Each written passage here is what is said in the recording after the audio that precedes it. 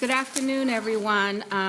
Thank you for joining us for our action review that we have in advance of our council meeting. Today, we want to call this action review to order. Let's start with introductions, starting with our deputy clerk.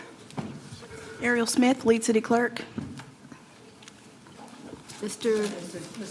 Oh, I'm so sorry. I'm thinking about food, man. I don't have my utensils. Y'all know what my priorities are. I'm sorry. All right. James Mitchell, the greedy one at large. Dimple Ajmera at large. Dante Anderson, Mayor Pro Tem, District 1. Vi Lyles, Mayor. Marcus Jones, City Manager. Malcolm Graham, District 2. Ed Driggs, District 7. Good evening, Lawana Mayfield, Councilmember at Large. Good evening, Victoria Watlington at large. Patrick Baker, City Attorney. All right, thank you, everyone. We now have the consent agenda. Is there a motion to approve consent agenda items? Well, let me first start off with, is there anyone that would like to have an item for a separate vote? Ms. Harris, anything? No, ma'am. I spoke to Ms. Mayfield earlier. Did you get all your questions answered? Thank you. Okay. All right, would anyone like to speak on any of the items or make a note on them? Hearing none of that, do we have a motion to approve the consent agenda items 27 through 29? So moved. Second. We have a motion and a second. Any further discussion? Hearing none, all in favor of that motion, please raise your hands. All right. Mr. Graham, is your hand? Thank you very much. Ms. Mayfield, I did see your hand go up and down. Thank you very much. Okay, the next item on our agenda is for the city manager to provide a review of what we're going to discuss this afternoon. Thank you, Mayor and members of council. Today, we have two items for the action review. One is the Bank of America Stadium improvements, where we will have our consultant who's been with us for a while, David Abrams, and Tracy Dodson, my assistant city manager. And then we'll have an update from a referral or outcome that came from the Housing and Committee on the Youth Crime Reduction, the Katie Blessing Center. And this is an opportunity for the full council to get briefed by Sean Heath, and we may have some input from the chair and the vice chair of that committee. So, Mayor, with that said, those are the items that we have for the action briefing tonight. All right, let's go ahead and start with our Bank of America's Improvements Project. Ms. Dodson.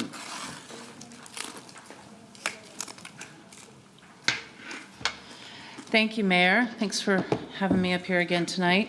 We want to do a couple of things tonight. We want to first introduce you to David Abrams and Inner Circle Sports, and I will do that in just a second. And then we want to provide some public feedback that we've received to date, as well as give you some staff response to council questions.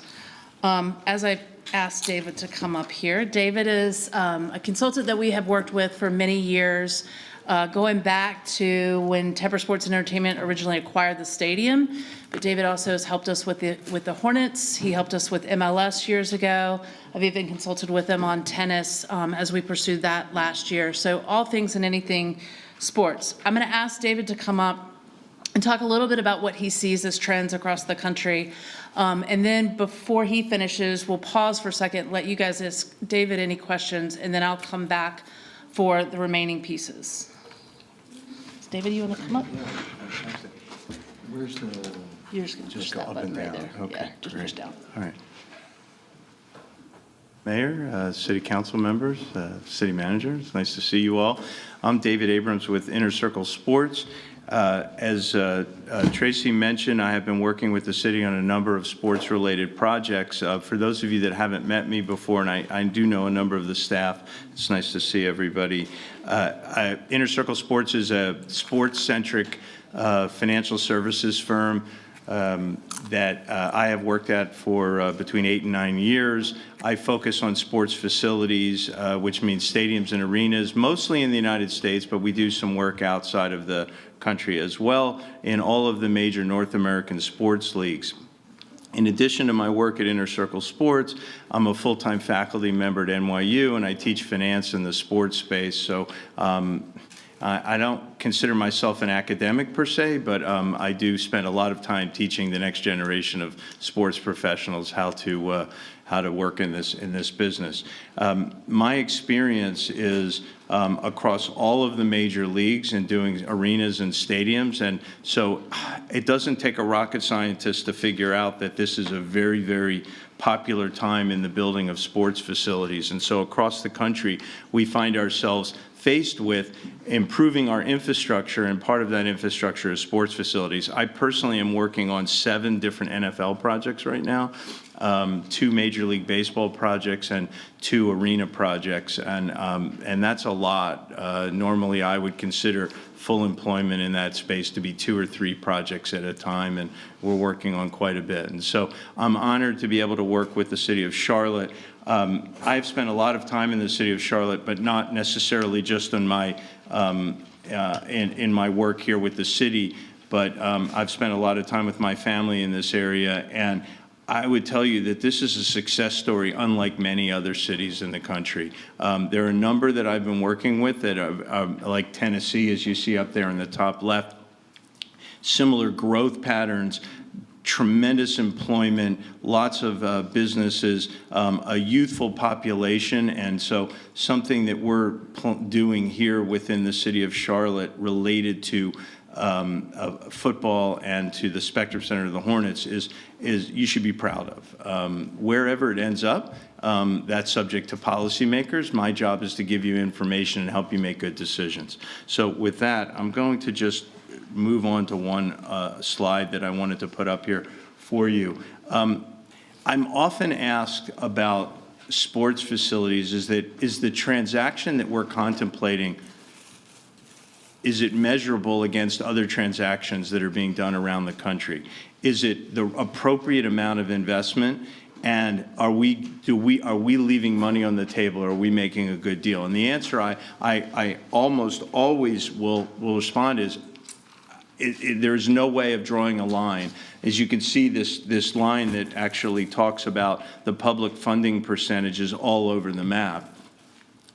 Stadiums that have built in the NFL over the last decade or more, I've had a varying amount of public funding, and these are, for the most part, new stadium builds. And so when you talk about refinancing or renovations of stadiums, I actually see even a greater percentage of public money in those. They're typically governmentally supported assets. Either they are owned by government, or the land underneath them is owned by government, or the asset itself is actually government invested in. So we see a greater percentage. I'll take, for instance, the last 2 here on this list, which is Buffalo and Tennessee. I actually had the opportunity to work for Metro Nashville in the last few years and help negotiate the Tennessee Titans Stadium, but Buffalo is not a client of mine, nor am I working on it. But you can see here that about 50% or more of the financing was done. I think if I maybe get over, no, I'm not sure it's coming up. Maybe if I make it a little bit smaller, no?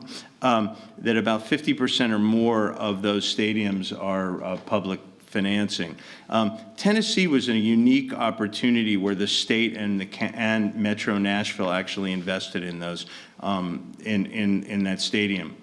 And the reason I bring it up is it was going to be a renovation. The Titans wanted to renovate Nissan Stadium initially, and when they looked at the renovation and the expense it was going to bring, and it was way more expensive than what we're talking about here, the state of Tennessee stepped in and said, we'd like to see more visitation by putting a roof on that building. And so they actually offered $500 million in addition to the Metro Nashville's $760 million. And that's not to say to draw the conclusion that should this building have a roof on it, because I don't think it's necessary. I think it's somewhat unaffordable, but it's not about whether you should have a roof or what you should be spending to build. You have to look at the economic impact of this stadium in the community. It's rare to have soccer or American football and Europe and soccer played in the same buildings in an urban core. And the opportunity to do something and keep both these teams here for a decade and a half or more, 2 decades, is unique around the country. The amount of income generation, the amount of jobs created, the amount of spending that happens, the visitation that happens is substantial. And I think that you have an opportunity to invest. And the question then becomes, is it the appropriate amount? Is what we're considering the appropriate amount? And I would say, absolutely, it's the appropriate amount. And should the team be investing as much, if not more? And so the city of Charlotte has been in the stadium business for a number of years. And because it's been in the stadium business, it's actually had to fund both capital improvements and operating expenses over a long period of time. This investment is going to take the city out of that business and shift it towards the private sector, towards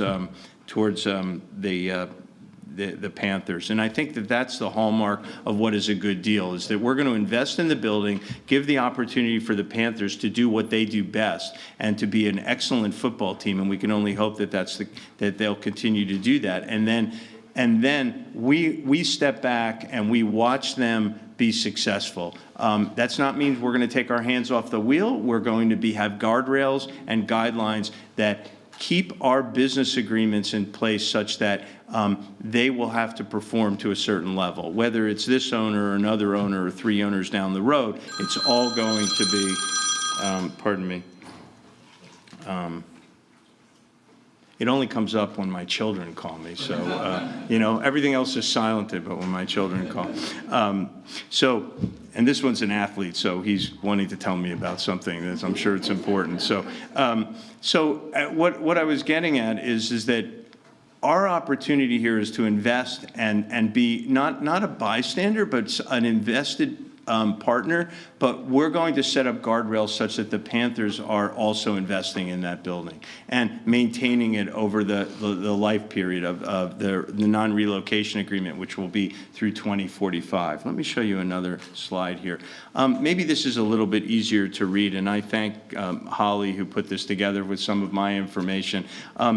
You look at these stadiums, and again, I want to draw your attention to, it's hard to come up with an answer as to what's the best answer to our problem of what should we invest. Because you look at Buffalo and Nashville, and so the private funding is substantial, but so is the public funding. Nashville also had the same issue, is that they were putting a lot of money into capital improvements post any renovation or post any new build, and they're going to be out of that business. There's some capital coming from certain revenues, but generally speaking, the cost overruns, the operating costs, and CapEx is on the Titans. Jacksonville is an interesting one, and I don't know a lot about it, but it's not done yet. So the take-home message here is let's watch a little bit further on that one. Baltimore is a renovation as well, and the state of Maryland, if you've probably have paid attention, are investing in both baseball and football at the same time, and they were actually going to invest in the Commanders as well, if not for the fact that there was a change of ownership there, and that the former owner couldn't make a decision and was maybe made it difficult for the governor to invest. But there's a fair amount of money coming in for the Ravens and also for the Orioles, and those are renovations. And the length of term is not so dissimilar from what we've got in here. We're looking at between 2030 to 2045, 15 years or so, 46, 16 years or so, and that's what you would expect.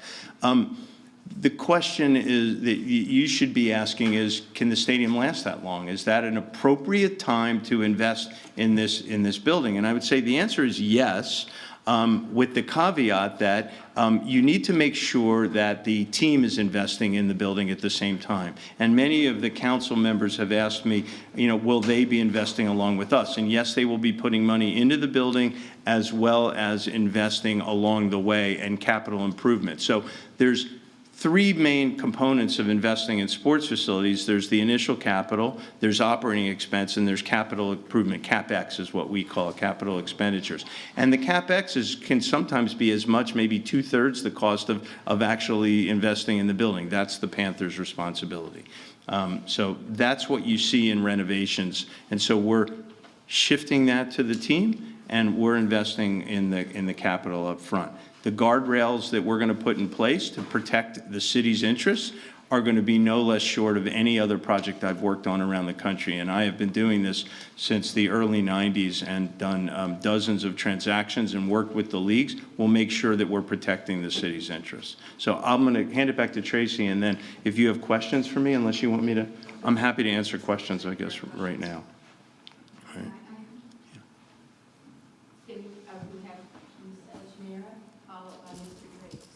Yes. Mayor, the chair. Abrams? Okay. Ms. Ajmira? Yes. Thank you, Madam Mayor. Mr. Abrams, thank you so much Sure. for your presentation. In any of these deals, have you seen local government being an equity partner? Because I have heard that question several times from our residents as to why are we not an equity partner in Right. profit? So have you seen any deal, not just this, but across the nation where city or the county or the state government is being an equity partner in profit sharing? We have to define equity partner. I'm sorry, I'm a university professor. I teach at NYU. I'm used to walking around the room and going up to the slides, and so meandering around. And I would come right up to you and talk with you.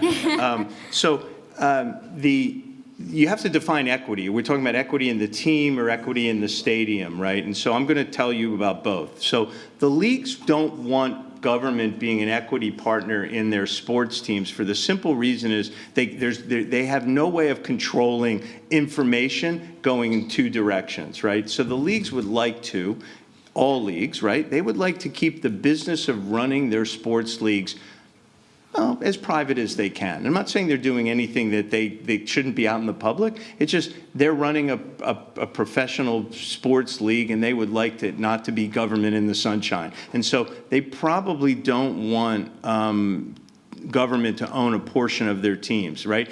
That said, it's really interesting that all of the leagues except the NFL, which is taking this issue up just as right now, having private equity invest in their franchises. Small amounts, not that they can have control. They have to have a certain amount of time that they have to hold that equity.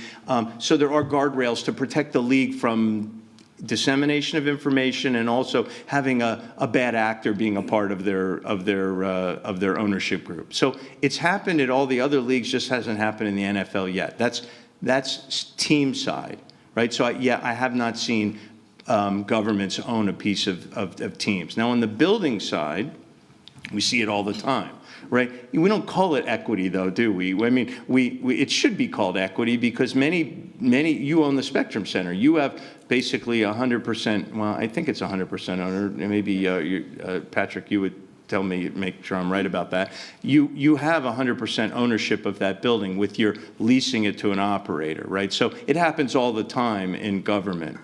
And this is the public domain of where the outward-facing part of sports, it makes sense to have government participate in that because there are so many other events. So I hope that answers your question. Yes, I think it helps me understand why there hasn't been one equity partner when it comes to teams, specifically for the NFL. But have you seen any partner where they are actually getting a percentage of profits from ticket sales? Are you talking about a governmental partner? Yes. So yes. And I counsel against having revenue sharing agreements for a whole host of reasons, which probably is not worthy of this evening because we're going to be time constrained. But oftentimes it's shifted into a rental payment or it's shifted into like, well, we'll take over certain other expenses like insurance or day of game expenses or CapEx. And so the modern day business agreement that I have negotiated or in the midst of negotiating all across the country is Government doesn't want to be in the business of revenue sharing for the simple reason is that it's hard for you to audit what that revenue looks like, right? Because it's rare that some of those revenues fall into the stadium side and some fall into the team side. We call them Team Co and Stadium Co, right? Or Arena Co if you want. And you would then have to have their financial statements, which, by the way, we go back to your first question. The leagues don't want those out in the public for a whole lot of reasons, and it's nothing because they're afraid to have the public in there. It's just they're running a business, and it's like asking a non-public company to put their financial statements out in the public. So for that reason, having a revenue sharing agreement would mean you'd have a right to audit, and they wouldn't do that. The simpler thing to do is to say, we want you to either take on more operating or CapEx responsibilities, or in some cases you'll see make a rental payment. It's just a flat out contractual payment. In this case, we don't have that, but we do have the former. Good. Yeah, no, that is very helpful, and certainly this comparison line by line, this is very good. I did see this, some of this was in CLT Ledger where they compared Right. What other cities have done across the nation for renovations, either that's renovation or for new stadiums. Sure. Well, I have additional questions. I'll hold my questions till then. Thank you. Okay. Ms. Mayfield asked if she could have an immediate follow-up to that before that, Mr. Driggs, so if you're okay with that? Ms. Mayfield? Thank you, Ed. Thank you, Madam Mayor. So, Councilmember Ajmer, as a follow-up to her question, what I was hoping to hear is a breakdown or explanation regarding the Green Bay Packers, since they are the only one that is, in order not to have government dollars and others, they did profit sharing, for lack of a better word. So explain how that is different. I'm going to plead ignorance because the Green Bay Packers, how they are organized and structured, happened before I probably even understood what NFL was, right?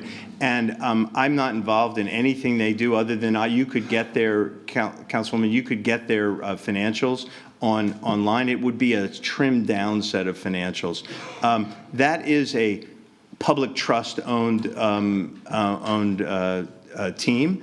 How that works from the standpoint of public disclosure is a mystery to me. I honestly would not sure how the Packers run that business, right? I have never worked with them, and because of the way they're set up, they've never had a need to really ask our advice. So I apologize. Just for full transparency, when I've had community members as well reach out, that is an example that they use. Why don't we? I get that in class all the time, and I always say that's not it's an outlier. Don't ask me about it. Right, they are the only ones, but there is just information if you just do a simple Google search, and why some think that it is a better model versus the idea, the conversations that we have to have with community of why are we subsidizing someone that's extremely wealthy.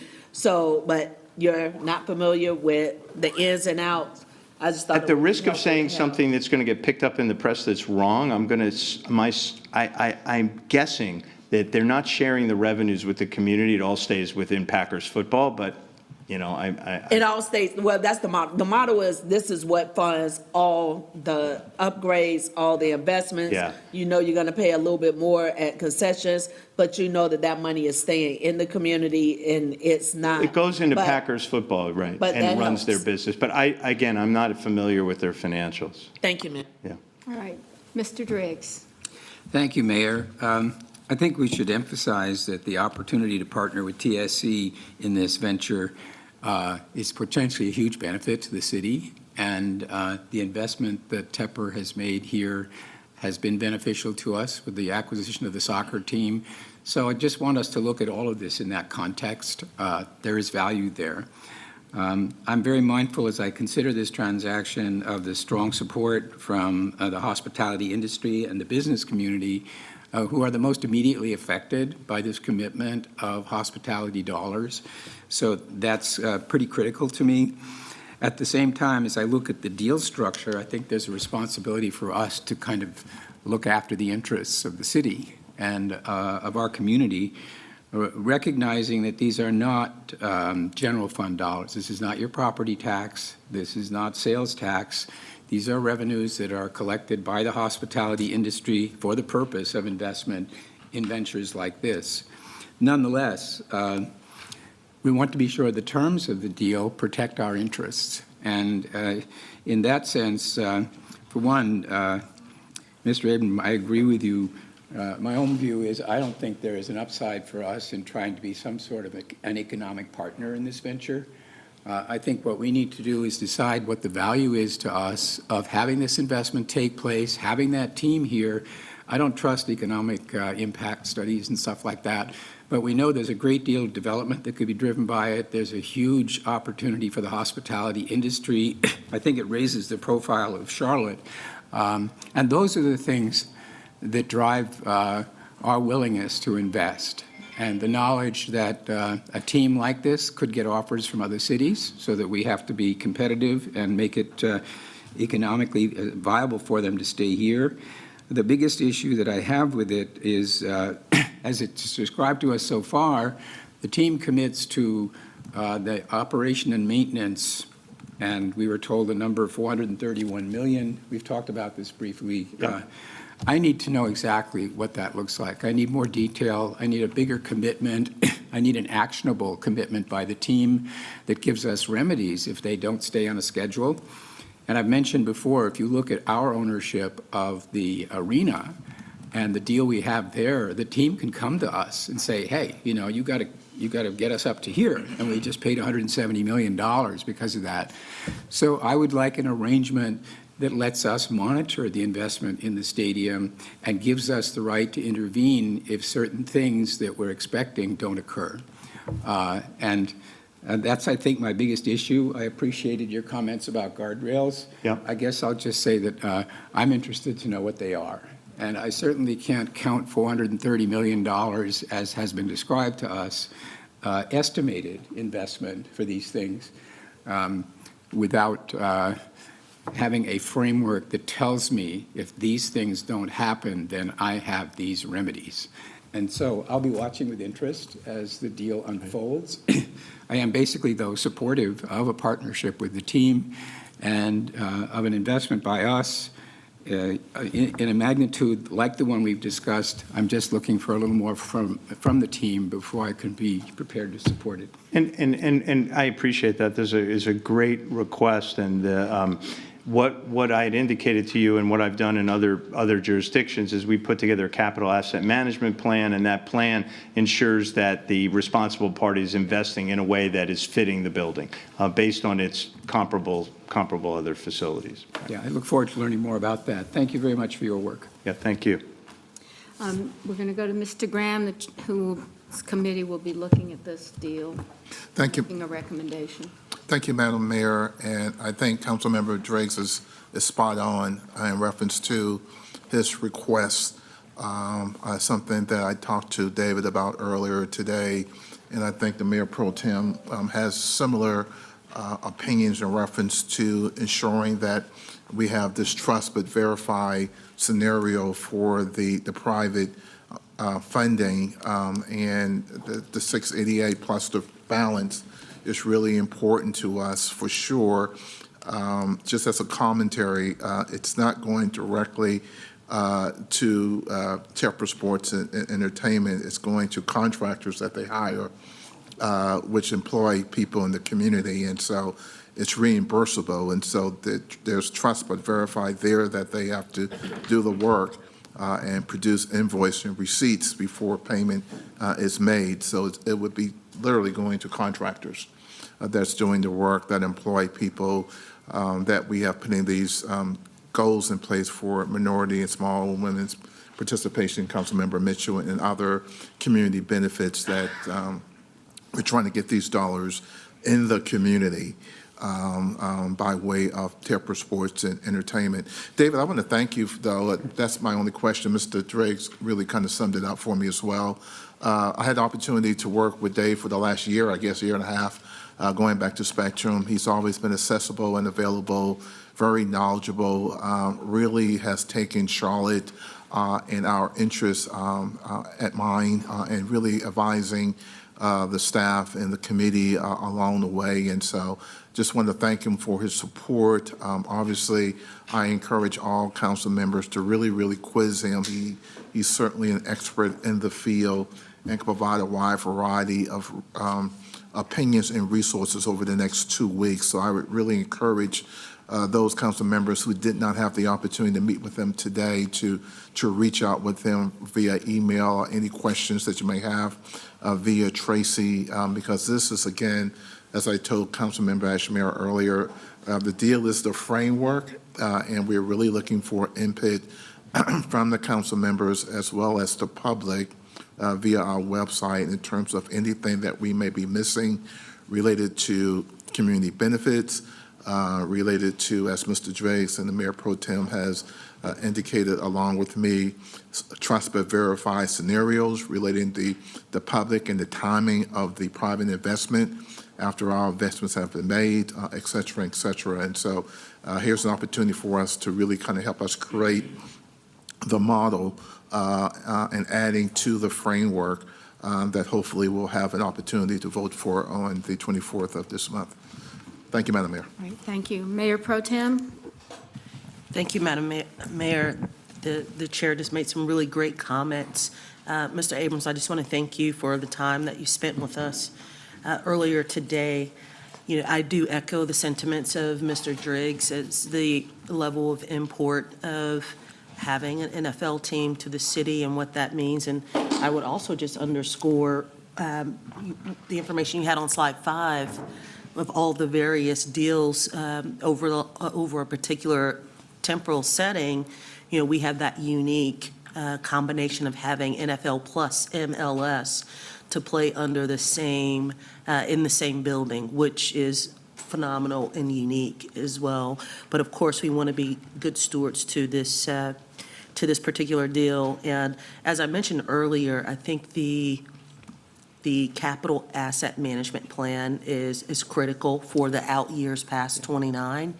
And if there is a way for us to get deeper insight or, you know, further crystallize the actual spend and even potentially set a percentage of spend by a particular date, so there's a sunset or a gradual sunset for the capital asset management plan, I think that would be particularly helpful for the community to understand that, yes, we want to partner and we understand the investment in the stadium, but there is some. I've heard that loud and clear, and I think it's important to do that. And I would also, you know, when any entity comes forth and says, well, this is what we expect to spend, it's based on their expectation of obsolescence, right? And so we don't know what that obsolescence is going to be. Certainly technology is obsolete more quickly than we anticipated, Absolutely. but concrete, HVAC, you know, mechanical, electrical, plumbing, MEP, that may last longer than we think, you know, depending on what we're doing. And with construction methodology these days, you know, you might find that you might not have to spend as much money in the early years, and you will have succeeded in doing some tremendous improvements, and other things may wear more quickly. And of course, it all depends on how many people you put through the building, too. Sometimes just even being successful causes you to have to spend more money, right? And so with a nicer building, with more events and more visitation, you would see more wear and tear on the building. So we'll endeavor to go through that with Tepper Sports and Entertainment, make sure that they're being thoughtful about what that number is, and then we'll put together an asset management plan that is appropriate and puts the guardrails on to make sure that they're investing in the asset that we share. That's excellent. I suspect the technology aspect of it would be heavy in the camp, right? You would think so. For the items that are exposed to the weather, but then even an on-prem cloud perspective of where they're housing their information and data, right, and then how they have an analytical overlay on those data lakes. I think that will be key areas of investment. So I look forward to your expertise in helping us shape the capital asset Absolutely. management plan. Glad to Thank you, Ms. Abrams. participate in that way. All right. Ms. Ajmira? Thank you, Madam Mayor. So I have about 10 questions, so I'll take my time. I was trying to get hold of, I was trying to get a hold of Tracy. I wasn't able to get some of my questions addressed, so I will take my time. I think this is very important conversation that I think we need to take our time and get our questions addressed. Mr. Driggs alluded to this earlier, having some sort of schedule. I don't know if it was a couple of weeks ago or, I think having a payment and timeline schedule would be helpful. So not just for the city, but also for the Tapper Sports enterprise. So we know how much is getting distributed from the city, and what is the timeline around TSA's contribution? So, Councilmember Ajmira, I apologize for not being in touch. I was out of town a little bit last week, and we do want to make sure that we answer all your questions. I do have some more slides that talk specifically to that question. If you want me to answer it then, so we can get through the rest of the slides, or you So want there to? are more slides. Yeah, there are more slides. So I can wait then. Okay. I can wait, but so should I just, whatever questions I have for Mr. Abrams, that I will ask now. So as you are looking at other teams across the nation, have you seen any performance-based measures in place? That if they perform, right, I mean, when we are at work, obviously our pay is based on performance. Have you seen that I have. performance? I have. Okay, Early, if you can just elaborate give you an on that example. Yeah, and I'd love- how that looks like? Yeah, early in my career, a project that I was working on was an arena project, had a revenue sharing, a performance base. So over a certain amount of net income, there was a sharing between the community and that sponsored the building and the arena and the team that played in it. And what was interesting is that they only hit that performance metric where there was revenue sharing in the first year, and it was a very small amount. And the reason being is that as the team or the building did better, right, they were investing more in the building. And it created some hard feelings because they were actually improving financially, but they were investing. Remember, it's a net income metric, not a gross revenue perspective. So from a net income perspective, if they were investing more, they never hit that threshold again. And so the elected body was, years later, and many of them weren't there at the initial negotiations, felt that they felt deceived a bit that project should have generated more income for the community, direct benefit, because it was a revenue sharing arrangement, when in fact it made no sense to invest in their building and in their team as well. So it wasn't a clear directive as to how that was going to work. And so that's, over the last 20 or 30 years, I have shied away from those revenue sharing agreements. If there's a contractual rental payment, a contractual ticket tax, that I don't see an issue with. But when you have a metric that says, well, if you have, X amount of fans, you need to pay us more money. And it's rare that you see that in the modern era of stadiums. So that example that you gave us on performance-based, what team was that? They're in the Stanley Cup right now.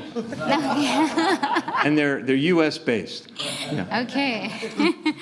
I think if we can just get more information on that, and what would that potentially look like, right?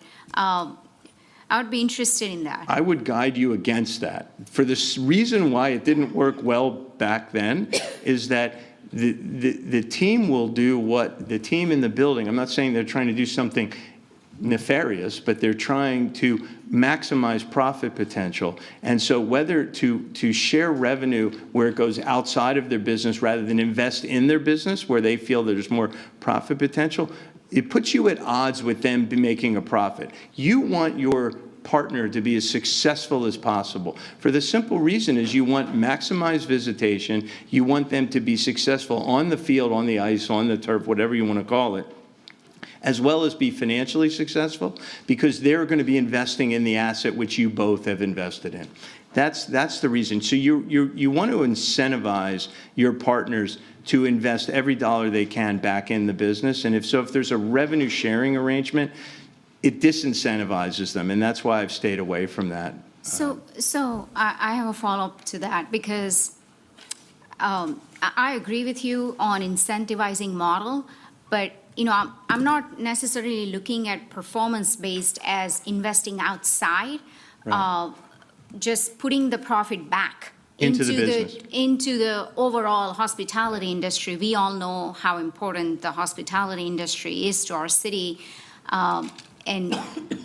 and creates a lot of jobs. So what I generally do is we have robust community benefits agreements where we're distributing tickets to youth sports, right? You're bringing in underprivileged families into the building. You're having sections that allow for lower cost tickets, lower cost food and beverage, and you're creating taking the next generation and introducing them to what might otherwise be unaffordable or less affordable. That's one thing. The other would be to investing in their asset and putting money back into the community for outreach in terms of people coming from outside and doing packages with your tourism boards, creating the ability to put this city, not that it needs it, quite frankly, in the spotlight on a national stage. And so that's what you want them to do. If you say, well, let's take 20% of your net revenues and just we'll put it into the general fund, they have no way of accessing it. And I know that's not what you're asking. Right. But so directing money in community benefits by hiring small and minority and women-owned businesses to work, whether it's operations and maintenance, whether it's food services, whatever you want to call it, on an ongoing basis is the way to put money back in the community. And so when we talk about community benefits and hiring, it's not just the capital investment or the renovation, it's the ongoing 20 or 30 years of operations that you want to do that. Those are the ways to do it. And I think those guardrails actually help the community better. It's good for everybody, right? You're investing in the community in a way that everybody sees returns. So we tend to see more of it done in that way. Yes, I think some of the community benefits, Mr. Abrams, that you're talking about are being discussed. Oh, yes. Yeah. So, And it's not done yet, obviously. It's yes. still Yeah, I'm in sure there will formative be stages. more based on the feedback from Yeah. the council.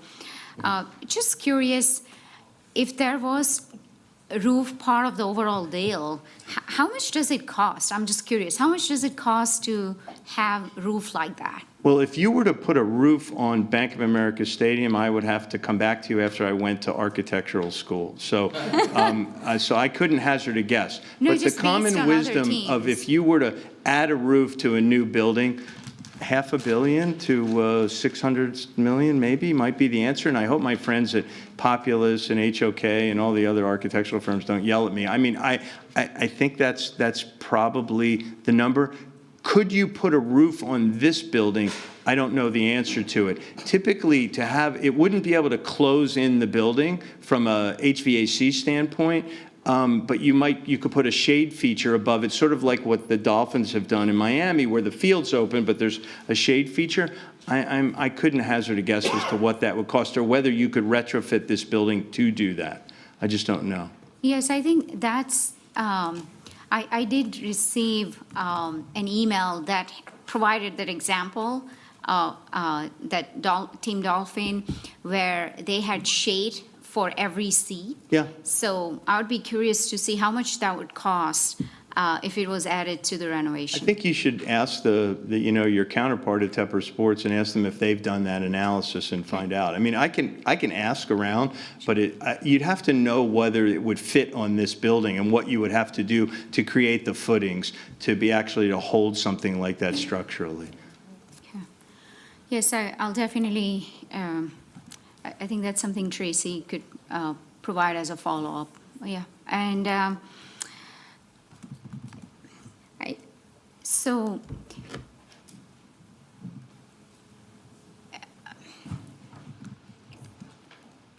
So I think we got to talk about the elephant in the room here, which is really the partner that we are talking about. Because of the history of not following through on other deals in the past, the Can I question make it easier for you? I'm sorry? Can I make your question easier for you? Sure, go ahead. Every I think you know where transaction- I'm going, so I guess. Every transaction I work on, and probably anybody who I know works on it, we make sure that the counterparty agreements protect both sides, right? You want to make sure. Forget about the history of what has happened elsewhere. Everything we're going to put together in the city of Charlotte would be no different than what we do in every other community, is to make sure that you're protected, that everybody's obligations are lived up to, they're legally defensible, and there's recourse if they're broken, right? That's what you want. You want to be protected. Just like any other business agreement, that's what we'll strive to do. You've got a great legal team, both internally in the city and your external attorneys. Those protections are already being discussed and put in place. Right, I think ultimately, the question is, how do we ensure that we are not left with something half-baked or half-done, and that our, whatever's was our share, or whatever Right. we spent, other party has delivered on their So commitment. we will. So if you you're can just talking about tell us, what would that look like? Right. What protections would look like to If you're ensure that talking we- about the Yeah. construction of the facility, not the operational and CapEx side, it's two different issues. One is that you have a construction, first of all, you get GMPs, rolling GMPs, guaranteed maximum prices for each of the projects. So you know what they're going to cost. We only put in money in to pay for those as those projects come up, right? We're not sticking money in an account and here, you go and do it, and then, we'll come back and see it later. No, we'll be looking at this all along the way. So you'll have what you call is either a construction monitor or an owner's rep that's watching that and making sure that what is being built is what we agreed to, and what is being spent is what we think the amount is supposed to be. Now, there's always going to be some minor differences, right? Things cost a little bit more, some labor, you might need more labor, you might have to speed up. So that shouldn't be an issue. In this particular instance, and Tracy will show you in some of the other slides, the agreement is that the team is going to be paying for all the cost overruns. So if it costs more than we anticipate, that's not our responsibility. What you're asking is it going to be built?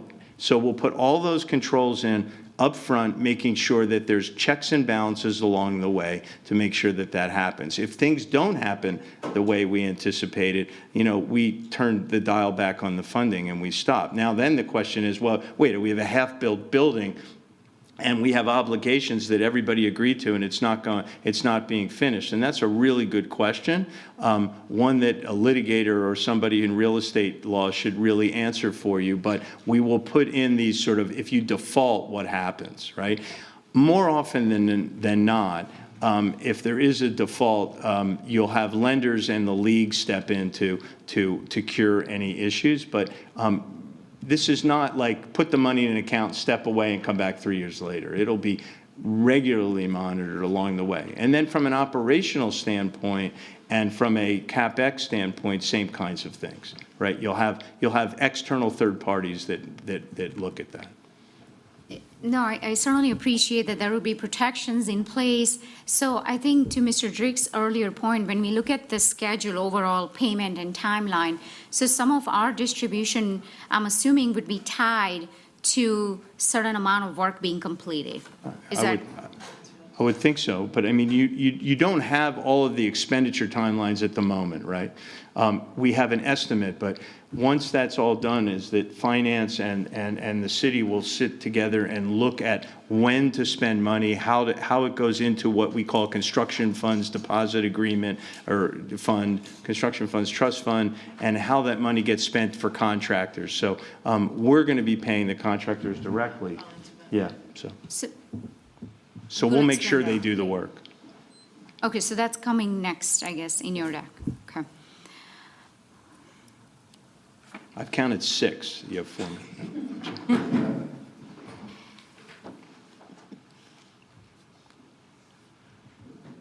So this question is for our economist. Do we have our economist somewhere?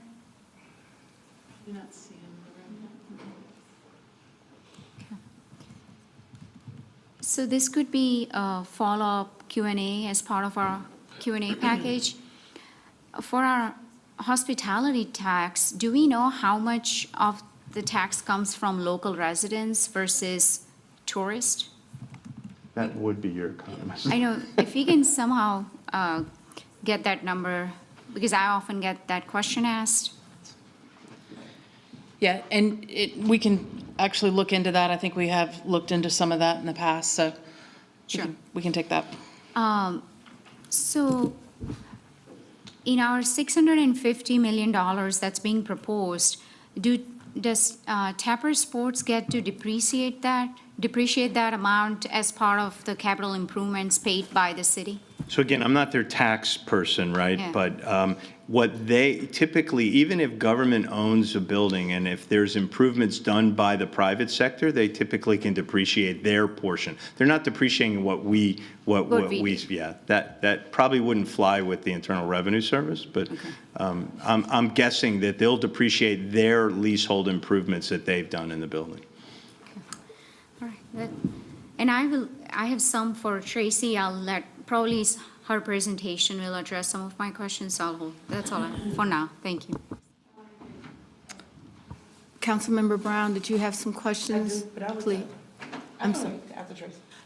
I'm sorry, Well, Madam Mayor, Tracy's going to thank you. give us additional slides, so she's going to go through the program, and then I think, Mr. Graham, did you want to do anything before Tracy started? I'll just And we'll wait to come back summarize after the when we're done. slides. I'll just wait to summarize when we're done. All right, so we will get you, Ms. Brown, as soon as the presentation. Okay, I will try to go through these quickly. Last week, as a part of our timeline, we launched a website, charlottennc.gov/stadium. As a part of that website, we had the deal summary. We put the frequently asked questions in there, key documents, public feedback form. Also did promotions on media posts and media and stories and ongoing social media promotion to send people to the website. So as of today, we've had 455 comments, almost 2,000 views, 5,200 visitors. Some of the themes that we've seen, the money should be used for other items. That's expected. As we've discussed, we're in the middle of a budget right now. The county's in the middle of a budget. But as we've said many times before, this comes from our hospitality and tourism dollars and our convention center fund. So I just want to make sure everybody hears that repeatedly because it's very limited on what we can spend those dollars for. As we've heard from you all, the opportunity to create opportunities for local businesses has come up. We ensure the city has adequate protections, same thing that we've heard from you all and you heard from David and you'll continue to hear from us. That's something that we are working on. And then opinions on the design and proposed features. And many of the questions that we heard on that was about a dome. I will tell you that I went down this conversation with Tepper Sports and Entertainment several years ago. And David was right, it is several $100 million to put a roof on a facility. I can go back and talk to them if they've done any recent ones, and David, we can look at other stadiums.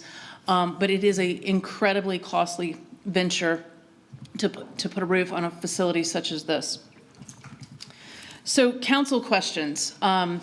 What we've heard from you all so far, I'm not going to cover everything, but I will tell you I have 4+ pages of questions that you all have sent us and asked over the past couple of weeks, and I encourage you to continue to do that. We want to make sure that we answer everybody's questions. I'm happy to do that one-on-one, or that we are tracking and answering these that we can send back to you all in a memo, just to make sure that all your questions are answered. Some of the key themes that we've heard to date are some more specifics around deal points, the economic impact study, MWSBE participation, and the community benefits plan. So I'm going to go over a couple of things, but also remind you that we have a committee meeting on Wednesday, a special called committee meeting that will cover a little bit more detail onto some of these things as well. So specifics to the deal points so far. Remember that our money is capped and that this is a non-relocation for 2 teams over 20 years. That is really important because also our money is a one-time investment. And that is securing, also we've heard, as we've talked about here, is securing the investment post-construction years. Again, as David said, and we've talked about, I'm not going to go over it again, but that is something that we are working on to put into the term sheet that you will ultimately see a reference to in the council action when you choose to vote.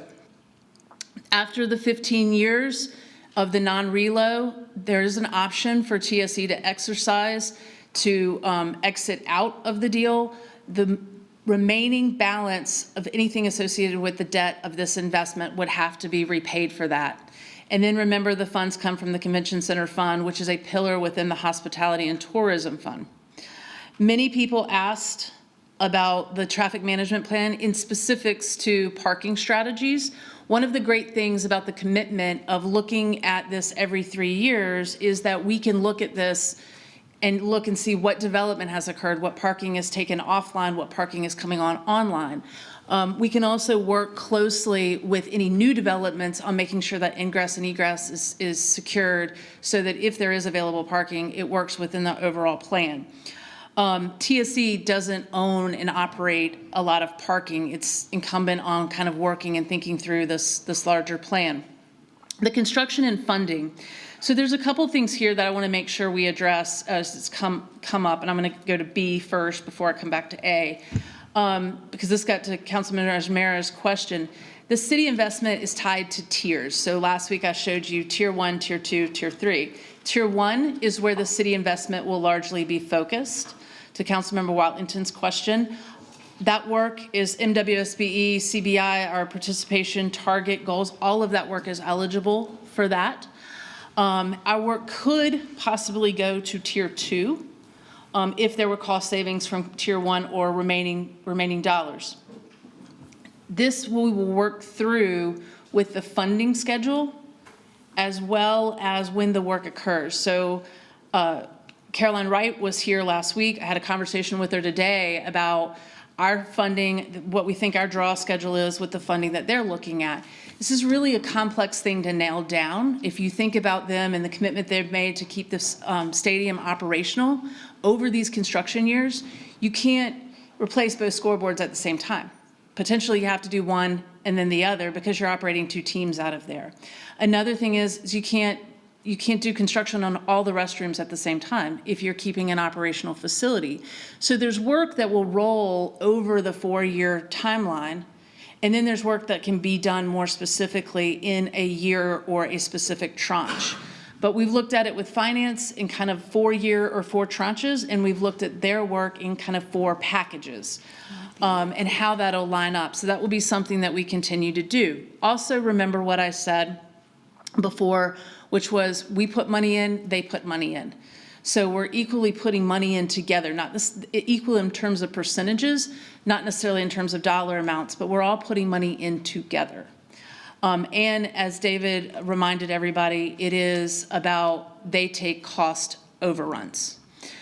Going back to item A on here, this work largely addresses greater accessibility as well as sustainability.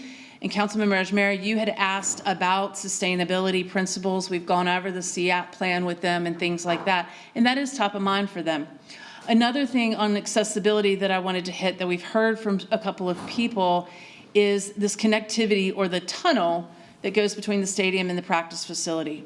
It's really important that for everybody to know that as a part of our discussions, we've never discussed changing that access. That access still remains in the way that it's operated for almost 30 years now, and keeping that open to the public.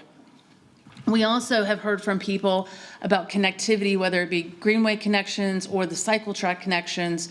And over several months, we have talked about kind of the district vision. We've talked with adjacent property owners, and that is something that we will continue to dig into, the timing of that. I've worked closely with Mr. McKinney on some of that funding to further the cycle track and where we stand with that. But part of it is looking as we work through what work occurs and when and how as to when we move forward on that piece of it. But it is a part of the discussions. So a couple questions that we've heard on the economic impact study. Part of, if you remember what I presented last week, was we said that there's more than 54 million in annual taxes that are generated. I think I got a question that said, well, what makes up that 54 million? And you can see that here. The economic impact of city use days. So what we looked at, we went back and looked at, if you take the past 3 years, the Duke Mayo Bowl, the Duke Mayo Classic, and the ACC Football Championship, we've averaged over 50,000 in attendance and over 21 million in economic impact. So you can see what our city use days are going to, and that too is having a significant impact into our community. In addition, the economic impact study, annually, this is the impacts of the operation of the facility, and you can see it goes into services, trades, construction. You can see that this impact spreads throughout our community on an annual basis. The MWSBE participation plan, we mentioned last week, we had a targeted goal of 27%. We're transparent, and some of this work is specialized work, so we will continue this discussion Wednesday in committee. But what we have done is engage CBI early and are committed to engaging in early stage decision-making throughout the years of construction. We've also engaged General Services and CBI into the procurement process, bringing everybody together now so that we can develop a strong strategy to carry throughout. The other piece in here that I think is really important, and Councilmember Watlington and I were talking about this today, is the accountability and tracking through monthly B2G reporting and then subcontractor payment verification. This will be a great opportunity for us to track on a quarterly basis to make sure that we are tracking where our dollars are going and that the subs are getting paid efficiently. That gets to one of the things that I know Councilmember Mitchell had raised as well. And again, that is quarterly, so we can have almost real time, or as real time as you get with projects like these, what is happening. Also to remind you, our dollars are not going to Tepper Sports and Entertainment. Our dollars are reimbursing contractors who are doing the work, reimbursing for materials that are going into the facility. It is not money that is given to Tepper Sports and Entertainment. It is money that is going to businesses that are in our community. And I can't emphasize that enough. Last item is the commitment to apprenticeships. I just want to thank you, anybody who has sent us different groups to talk to. We're working through that and connecting a lot of these different groups on apprenticeships to Tepper Sports and Entertainment, to that side of it, as well as with the various contractors we're talking to figure out what works best. Community benefits plan. Allowing the community to feel more connected to Bank of America Stadium is something that has come up, and we're prioritizing access to community spaces and park-like amenities. I think when you heard Caroline talk last week, thank you, Councilmember Molina, they really emphasized what's happening on the outside of the building and this broader connection to the community. And that commitment is there. You'll hear more about that on Wednesday. Also, the city use days, we increased from 5 to 7. Several people have asked how that works. And I pulled language right out of the 2013 agreement. This is how it currently works. The city may act directly or through CRVA in scheduling or conducting a city event. So there's more language to follow that, but I just wanted to show you how that is. It's really at our discretion. We also partner with CRVA. We have other influencers like the Sports Foundation that bring event opportunities to us, and that's important that we keep those partnerships going. Last bullet, the community and civic support and programming, and we want to build on the existing programming, but also increase the community access and team connectivity to the community. I'm not going to steal the TSC leadership's thunder. I'm going to let them come on Wednesday and talk more about what they want to commit to in that space. But just know we've heard you, and there's more coming to that.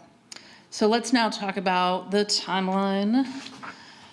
We were all here for June 3rd when we rolled out the deal, launched the community feedback. We've heard you. We will continue to listen and respond. We're here tonight. You've heard from David, and we've heard a little bit on the public feedback as well as response to some of the questions that you have asked. Next Wednesday, we will do the special committee meeting. A couple of things that we will do in that. We'll talk about the economic impact as well as industry input. We'll also have more reflections around the MWSBE strategy and how we can make that the strongest possible. And then, as I said just a second ago, discussions with the Tepper Sports and Entertainment leadership.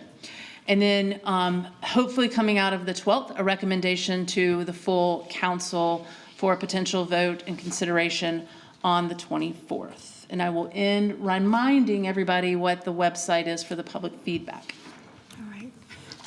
Councilmember Brown? No questions. No questions? All right. Mr. Graham? Thank you, Madam Mayor, and thank you, Tracy, for the presentation. I just wanted to let council know that, for the last year and a half, there's been a lot of communication, conversation between Tepper Sports and the City of Charlotte regarding a wide variety of issues. We clearly understand what has happened around us, but we clearly are protecting the interests of the city every step of the way, in every document, in every conversation. I also remind the council that while the ownership remains the same, there's a new leadership team in place that has not been there through some of the past episodes. I've had the opportunity for the last year, I guess, to meet monthly with Christy Coleman, their president, just recently as last Friday, talking with them specifically about the project and their commitment to Charlotte and commitment to seeing it through. They were in the building today for about an hour and a half talking about another issue that the council will take up next Monday. Carolyn Wright has been in constant communication about things that we need to get right. So I'll let them talk about their commitment on Wednesday. I just share with you that the trust but verify model is in place. It's been in place for a while now. I think there's a commitment on the part of the team to be good citizens and to start with a finish and to be good partners with the City of Charlotte. So I just say that from that perspective. Secondly, I just encourage everyone who are interested in meeting with some of the leadership that they will be at our meeting on Wednesday to talk specifically about their commitment. I'll let them choose their own words themselves, but I think it's timely that they kind of come before the council and the city and share their vision, their goals, their objectives, and answer any questions that any member of the committee and or council who happens to be there, they will respond to. And so I look forward to their public participation on Wednesday with us. I strongly encourage, again, council members, because again, some of us has been deep in the weeds in this for quite a while now. And so I just encourage council members to really ask questions and get them into Tracy so that we can be responsive to your concerns. And no question is off limits, right? I think we want to be as transparent with the public, and I think the team also wants to demonstrate their commitment to us as well. And so while the deal is not done, we're nowhere near done, but I think the framework is there for more critique, more input, and certainly looking forward to the meeting on Wednesday. I just want to remind the committee members that there will be a special meeting on this coming Wednesday. We're still looking for more community benefit ideas, more ways to be creative around supplier diversity, MWBE, and small business utilization. There will be some more information on another matter that's coming out for a council vote on Monday relating to our rezoning. And so there's a lot of things coming in front of us that I want everyone to be mindful of and ask the questions to. It's in District 2, so I'll be sending out an email on Thursday as well with your package in reference to where we stand with that as well. So a lot of Panther stuff coming your way. And any questions, comments, concerns, I think everyone would really appreciate it to get them sooner than later to Tracy in writing, a phone call, Birdie, just anything you can do so we can be responsive to your needs. Thank you. And What time and where on Wednesday, Tracy? 3 o'clock. 3 o'clock, we're trying to be in this room. Yes, we Yes. are in this room. Thank you. And I 3 think o'clock, that- 267 in this room. And I think it's making sure that the public knows that that meeting will be televised as well. So so you don't have to come down to the meeting, you can watch it on our city channel. Okay. Are there other questions? Yes, Ms. Ajmira? Yes, thank you, Madam Mayor. Could you go back to the timeline again? So, Economic Development Committee will discuss this on this Wednesday. When is the public hearing? Well, we have used, as we did with the Hornets and as we have done with tennis and these types of investments, we have used the website as the opportunity to hear from the public because it has garnered with over 400 comments, it's garnered a little bit more. There's also a public comment period on the 24th, a public forum opportunity on the 24th as well. So while it's great that there is a website, I personally feel that we need to have a public hearing, just like we do on every other agenda item. I don't see this, why we shouldn't have in-person public hearing. I think this is a very important economic impact that we are talking about. We need to have a public hearing on this separately, not on the same day as the decision. So, and one more. So can you go back to slide where you have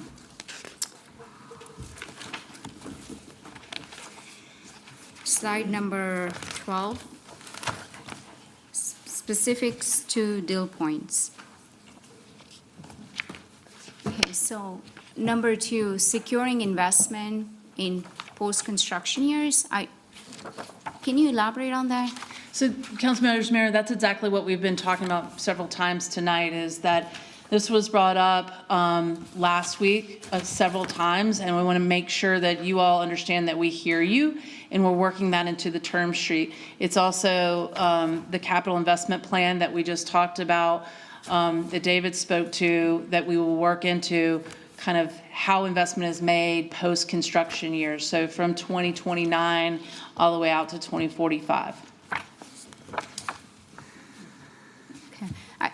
I think I'll get a better understanding when I have the schedule that we've been referring to in front of us, having that timeline and payments and how that's going to get distributed would be helpful. So 6B, you talked about TSE will also be investing while city is investing, right? So would they also be investing in Tier 1, or they start their investment in Tier 2 and Tier 3? So when we go to the LGC in Raleigh, we will have to commit to a certain group of work that has to be done. Of that work, we will put our money into first, not in terms of first over TSE, but like we know that that's where our money is going to. That's a commitment that we'll make at the state level. TSE is responsible for all cost overruns associated with that work or additional work in that list that might not get done because of cost overruns, because with our money. If there's cost savings that of city funds, then we would look at the Tier 2 work, and we know what that work list is, to give some assurances that we know where our money is going, and that we have a plan on where our money is going. And then TSE can choose from in their investment, they can also choose from Tier 2, as well as a third tier, which would not include any city money. Okay, so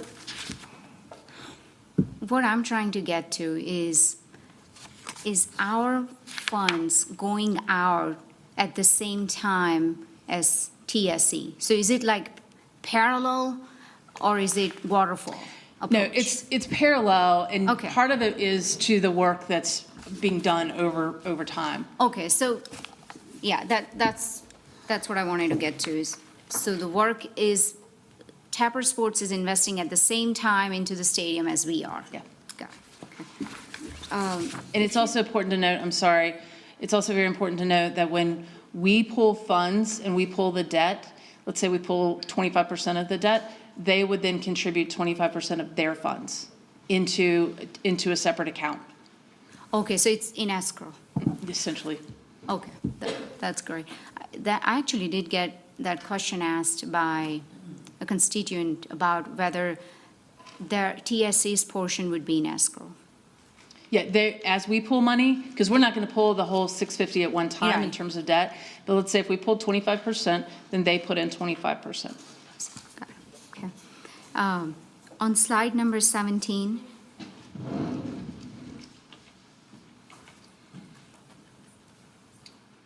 Okay, 17, This one or the next one? 17. There is no 17. It says on here, this is 16, financing piece. We might have pulled that one out of that You deck.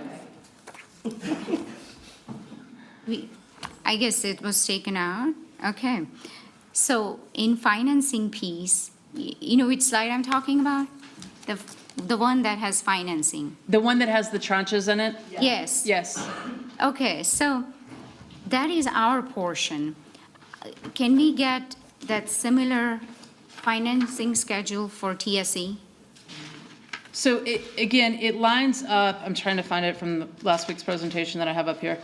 So again, I think it lines up once we determine what work occurs in what years, and some of this will be spread out. But I want to go back. That is the way that finance, the 4 tranches is an example of how the 4 years of work could line up with the packages as a whole. What we have not entirely nailed down yet is what work is in what tranches and what packages. And that's why we went to the model where we had the tier 1, tier 2, and tier 3, was so that we knew what work was committed to. But if I go back to an example of tier 1 work, restroom renovations was a part of that. That would occur over all 4 years of construction.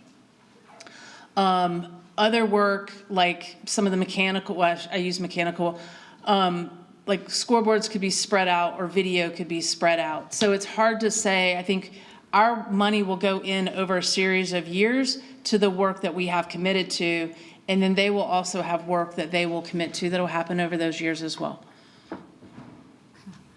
Yeah, I guess I'm not following that how that will work. I'll have to actually see it and how that payment is distributed in order for both us and for the TSE to understand it. Well, I would offer up to that I'm happy to sit down with you as well as Caroline Wright and show you their Sure. scheduling of what they're looking Yes, at, that so would you be- can see it in full transparency.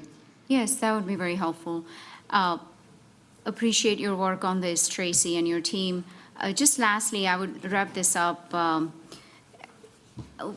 If you go back to the timeline slide that you have, is there a rush that we have to make a decision on June 24th? So if we don't make a decision on this on June 24th, you go out on summer break, which costs several weeks. I think the next business meeting is at the end of August, 19th of August. So that's going to delay us. Now, one thing I do want to point out, Councilmember Maros, the way that these have worked historically is council votes, and then we have to document everything. Then you have to get everybody's sign off. And when I say everybody's sign off, you have to get the league's sign off, the NFL sign off. Then we have to take a package, which takes several months, to the state. This will actually come back to you for a vote for the financing. Before we do that, we'll take it to the state before any funds can be made available. And losing months is adding months to the construction schedule. So we're not trying to rush this on you by any means, but I just do want to be transparent with this takes a lot of, there's a lot of future steps that have to occur to that will take a lot of time. Right now, I estimate funding really doesn't become available until end of first quarter next year. So Tracy, thank you for walking us through this process. Certainly, it's a long process, but we are talking about $650 million. So I know you said you don't want us to feel rushed, but I feel like we are being rushed. At least I do feel like that. So I just don't understand the urgency behind having to make a decision on June 24th and having a public hearing on the same day. But that's just me. That's all I have. Thank you.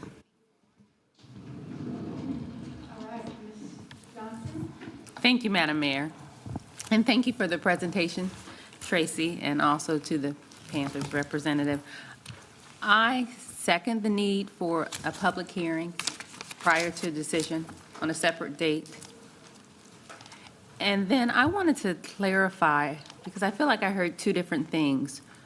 Who's paying the contractors? Our investment is to pay for the work, which is directly to the contractors and the people performing the work. That's where our investment goes. Of the work that we specify, our money goes to. I'm sorry, say the last part. So in our work, if we identify the work that the $650 million will go to, which we have called out largely in Tier 1, we will pay directly to the people doing the work.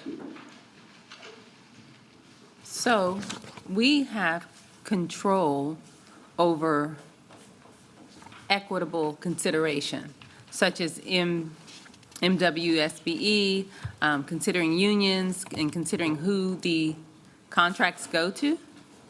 We will work with Tepper Sports and Entertainment on who the contracts are awarded to. We're partners in this because, as we said with Councilman Rajmera, we've got two different teams doing work in there at the same time, and that has to be managed. So we don't have a city-led team doing work at the same time you have a Tepper Sports-led team. It's that we'll come to an agreement on that, but our dollars aren't going directly to Tepper Sports and Entertainment. Our dollars are paying for the work that we have agreed to would be done. Okay, so $650 million from the city to pay for the work. Okay, but we don't have the total or the autonomy of choosing who gets No, the we contract. will work with them. As I've said with the MWSB page, we are trying to work through a comprehensive strategy to make sure that that work is equitable, and we're working towards our goal of the 27%. Okay, thank you. Now, we've already approved the rezoning for the practice stadium. That's next week. Okay, we've heard that, okay. So can you tell me can you tell me and the public how that's related to this deal, the practice stadium? So quite honestly, they have a schedule. Again, let me remind everybody that they are staying operational through this work. And so they were transparent that when they took the bubble down, they asked for the grading permit. They have work that has to get done this year before training camp starts, which is, remind everybody, that's coming back, or coming to Charlotte, not back. So they have schedules they have to work within their operations of the facility. So in order to meet a schedule around the field house with the football operations, they needed to go ahead and move on that practice facility rezoning. And so we didn't have a deal yet to bring forward, so they had to move on it based to keep up with schedule, because if zoning is approved, then they have to go into permitting, and again, all of those things play into a schedule of when they need to deliver the facility by. Okay, and so who's paying for the practice facility? Right now, the practice facility is on the list as Tier 1, but this deal is not approved yet. So right now, it's potentially their money, but if this deal is approved, it could be added in, it's added into the Tier 1 work. Okay, thank you. And I want to go back to the need or the request for a public hearing prior to the vote. I guess that question is for Mr. Manager. Mr. Manager, if you had 6 council members that wanted to have a public hearing prior to the vote, what would that look like for us? Well, Councilmember Johnson, I'm not so sure that we finished the process yet. So in other words, in a couple of days, there'll be a special committee meeting, and if certain answers aren't even given at that committee meeting, I'm sure that the council would be concerned about moving forward. So right now, what we have is, I guess, this plan that was laid out a couple of weeks ago, and the plan laid out a couple of weeks ago had, if I have that right, I don't know if it's 2 weeks ago, had the business meeting and the vote on the 24th, and if we weren't clear that the public hearing or the public input would be on that date outside of what's happening with the website, then, my apologies, but at this point, this is, I guess, where we've been from the beginning, that we'd have some feedback, we would have the schedule, but again, if the council doesn't have all their questions answered, I'm not sure the council would move forward. Okay, thank you. Speaking of the website and the feedback, so if we go to, I guess, slide number 9, number 9, as of noon today, there were 455 comments. And you mentioned, oh, wait. Thank you. You kind of mentioned the varied responses. Do you have any quantitative information on how many comments were regarding the different uses, or can we get a graph of the percentage of comments and what the public is saying? We can work towards getting you some data points around that. Okay. And Councilmember Ajmer, I appreciate your courage, your courageous questions, but for me, the elephant in the room is, as we're reviewing the budget today and the hospitality funds that are exclusive to the sports arenas and the hospitality industry. So I would ask our city attorney if you could, and you don't have to do it now, but if you can research that information prior to the budget meeting, I'd like to know what, I guess it's GS 160A 215, or whatever applicable statute speaks to these funds and our ability as a city to govern them. Thank you. That's all I have.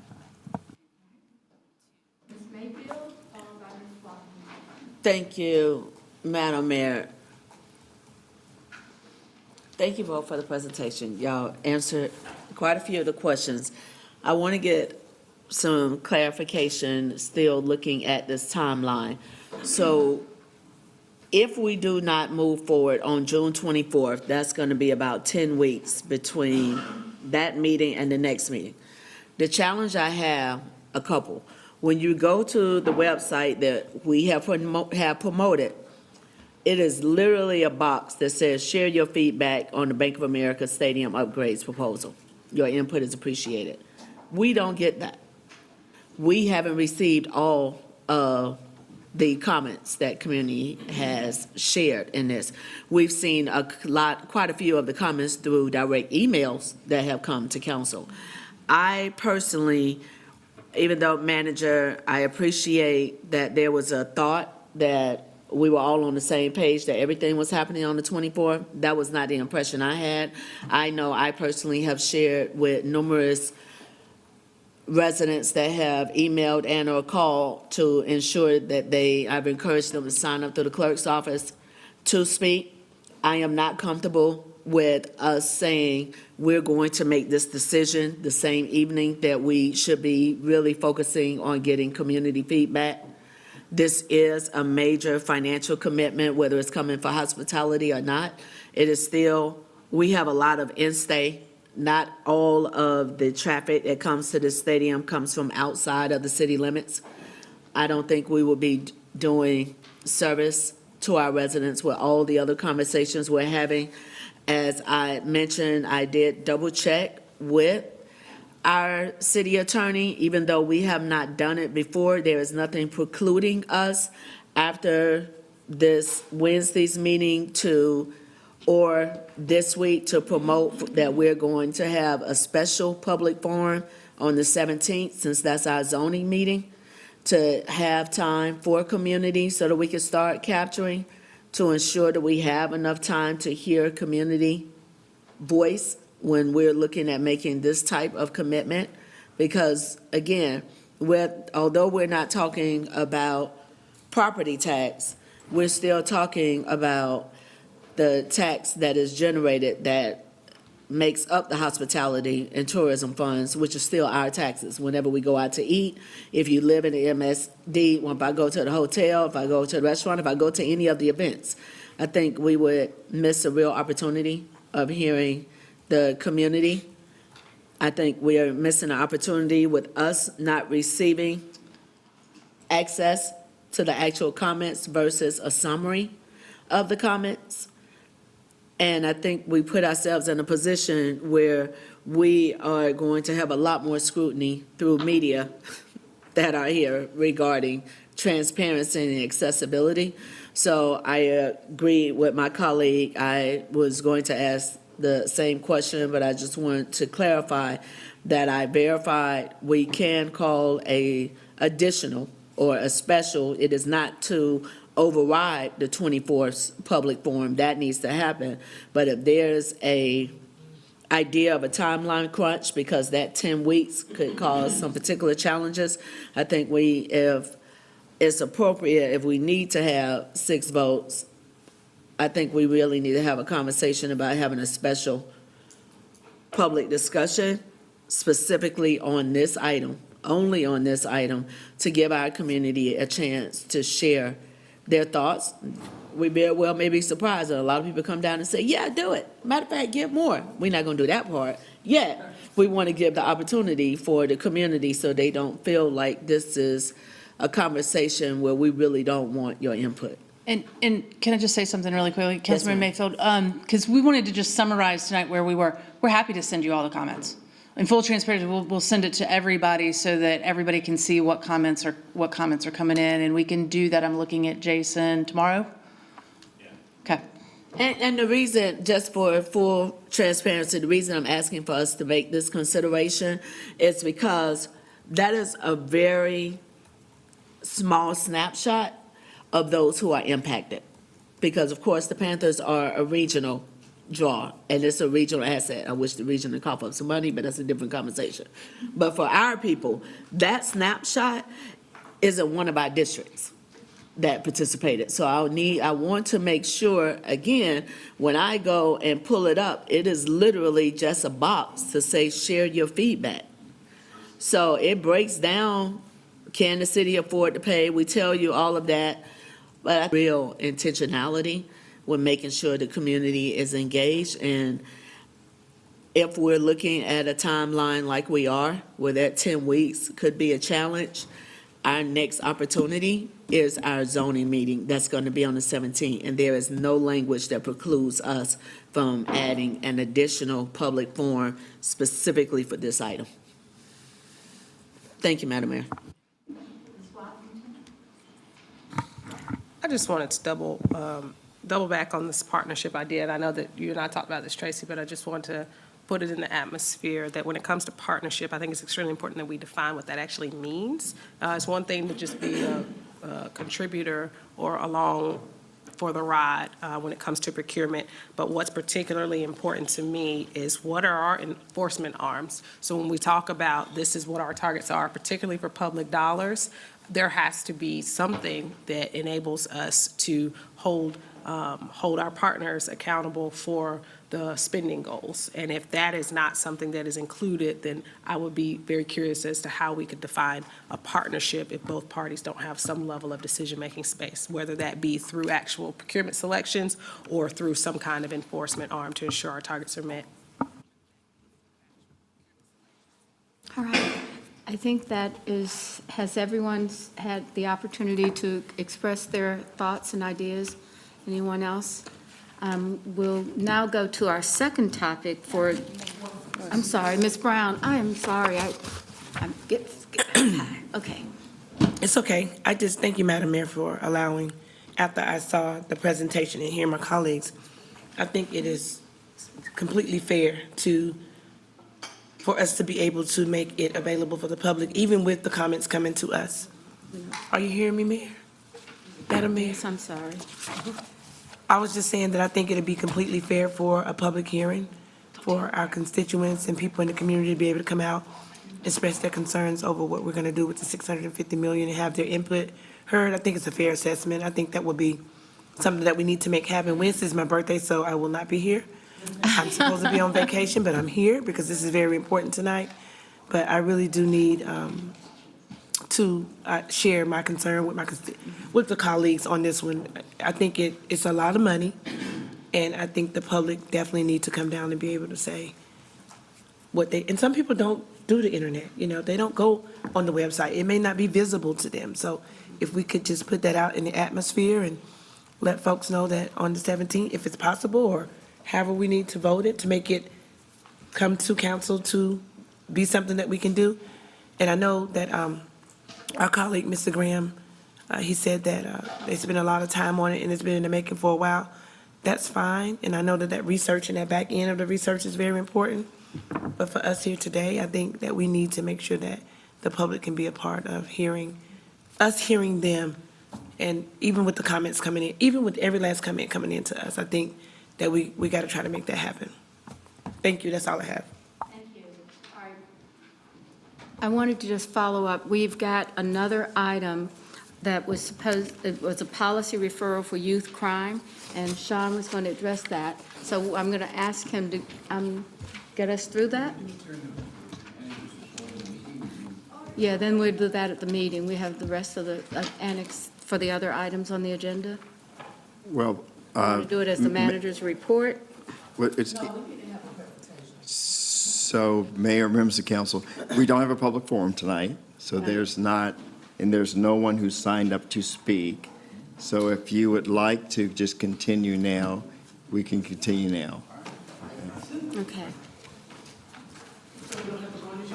We will have to go later. Oh, later. Right after this presentation. Okay. Yes, the policy referral is Yeah, I need youth someone to crime pull for up the slides. discussion. Sean, go for it. Yeah, yeah.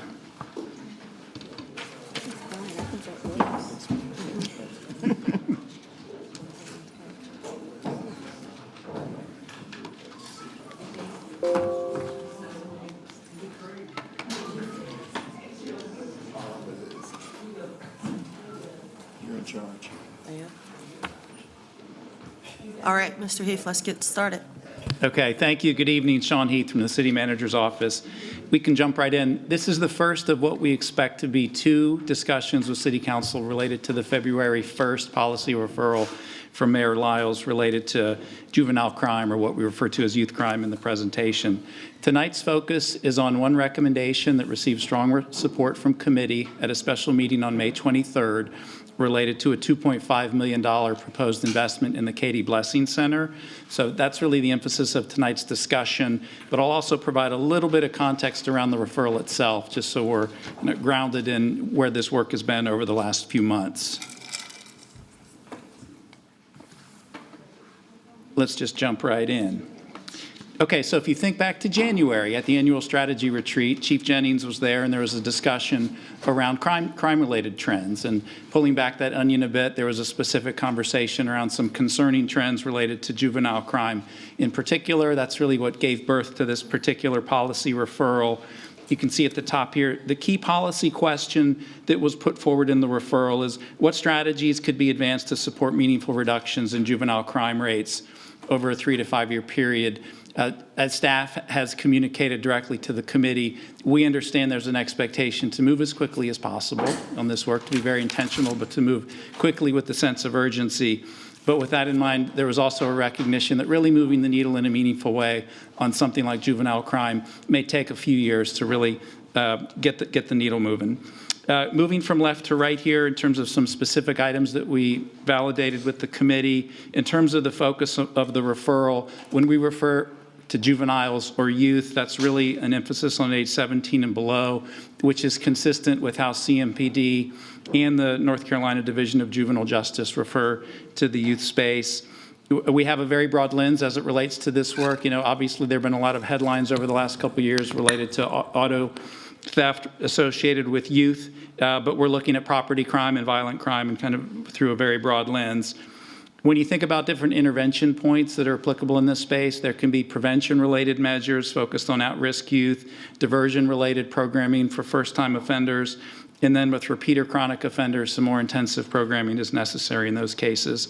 As far as the recommendation set, the early conversations that we had with committee, basically what we put on the table was all options were available for consideration, whether it be programming related, investments in projects, policy considerations at the state or local level. Also acknowledgement that we could consider not just actions directly within the city's control, but also things that could be advocated for other entities at the state or local level. And then just to finish this slide, one key assumption which we really reinforced with the committee is, you know, we believe from a staff perspective, you can make a credible argument that City Council's existing strategic priorities in areas like workforce development and affordable housing and corridors of opportunity, that those in fact are of direct relevance to long-term efforts to reduce crime rates. And this really ties into conversations we've had before around the social determinants of health. And what are the things that are necessary in order to have a healthy household, a healthy community, and how one beneficial byproduct of achieving those outcomes is, in fact, reductions in juvenile crime. In terms of the timeline that we're on, I'm just going to cherry pick a few things here. This is obviously a meaty body of work. And moving from left to right on here, just to highlight a few things. Once the referral was released on February 1st, we got to work immediately. Since that time, we've had 3 in-depth committee conversations in March, April, and May. Kudos to Housing and Neighborhood Services Director Hefner and Deputy Director Stewart, who have really led an impressive body of work, engaging CMPD, engaging community partners like Mecklenburg County and UNC Charlotte, working with INT on a lot of the data analysis, and doing very robust youth engagement, which I'll touch on here in a few slides. Jumping all the way over to the May and June timeframe, you can see the red star. We are here. So at the May 23rd special committee meeting, we basically presented a menu of recommendations. We were seeking some feedback from committee on which things looked to be the most intriguing, and we got some great feedback. And in that conversation, there was one particular recommendation that was in the ready now category. It was time sensitive, and there was a lot of energy around it in the room related to the Katie Blessing Center. So that one was voted out unanimously from committee for full council conversations. So that's why we're here tonight. And as I mentioned when I started, this will be a 2 bites at the apple kind of a scenario with the committee and with council, because we will come back to committee in September to discuss the balance of the recommendations unrelated to the Katie Blessing Center. And that'll, of course, hinge on decisions you make tonight around your budget and what additional funding capacity may be available in FY25 related specifically to juvenile crime. So we shared a lot of data with the committee earlier this year, and this was one slide in particular that we wanted to bring into the room this evening. Starting on the right with the bullet points, this is not new information, but just underscoring these are examples of the types of concerning trends that were on your mind in January at your annual strategy retreat. You can see these speak for themselves in terms of juvenile suspects in gun incidents up at 33%, juvenile property crime suspects 86% increase, and juvenile auto thefts up 192%. On the left, this was really interesting in the committee conversation. When you look at youth offenders during the 2021 to 2023 time period, kind of working our way from the outside in on this graphic, during that 3-year period, there were 3,773 unique individuals, these are all juveniles, that were arrested. And those 3,773 juveniles accounted for 7,214 arrests. So obviously on average, more than 1 arrest per juvenile. But when you peel that back, what's really interesting is if you take all of those juveniles in that population and you sort them based on the number of arrests per juvenile, if you look at the top 385 juveniles in that population, those alone accounted for over 3,000 arrests. So that's roughly an average of 8 arrests per juvenile. If you then go one level deeper and you look at the 38 juveniles that were the top 1%, quote unquote, those 38 juveniles accounted for 859 arrests. So roughly 22 arrests per juvenile over a 3-year period. So, clearly there's a small population of juveniles that are driving a disproportionate level of the arrests. And that's been informative to the work that we've done. I wouldn't in any way be dismissive about the importance of prevention-related strategies, and I expect that we will certainly have some prevention-related areas of focus, but this also demonstrates that we need to be equally focused on some of those more intense cases for juveniles that are chronic and repeat offenders.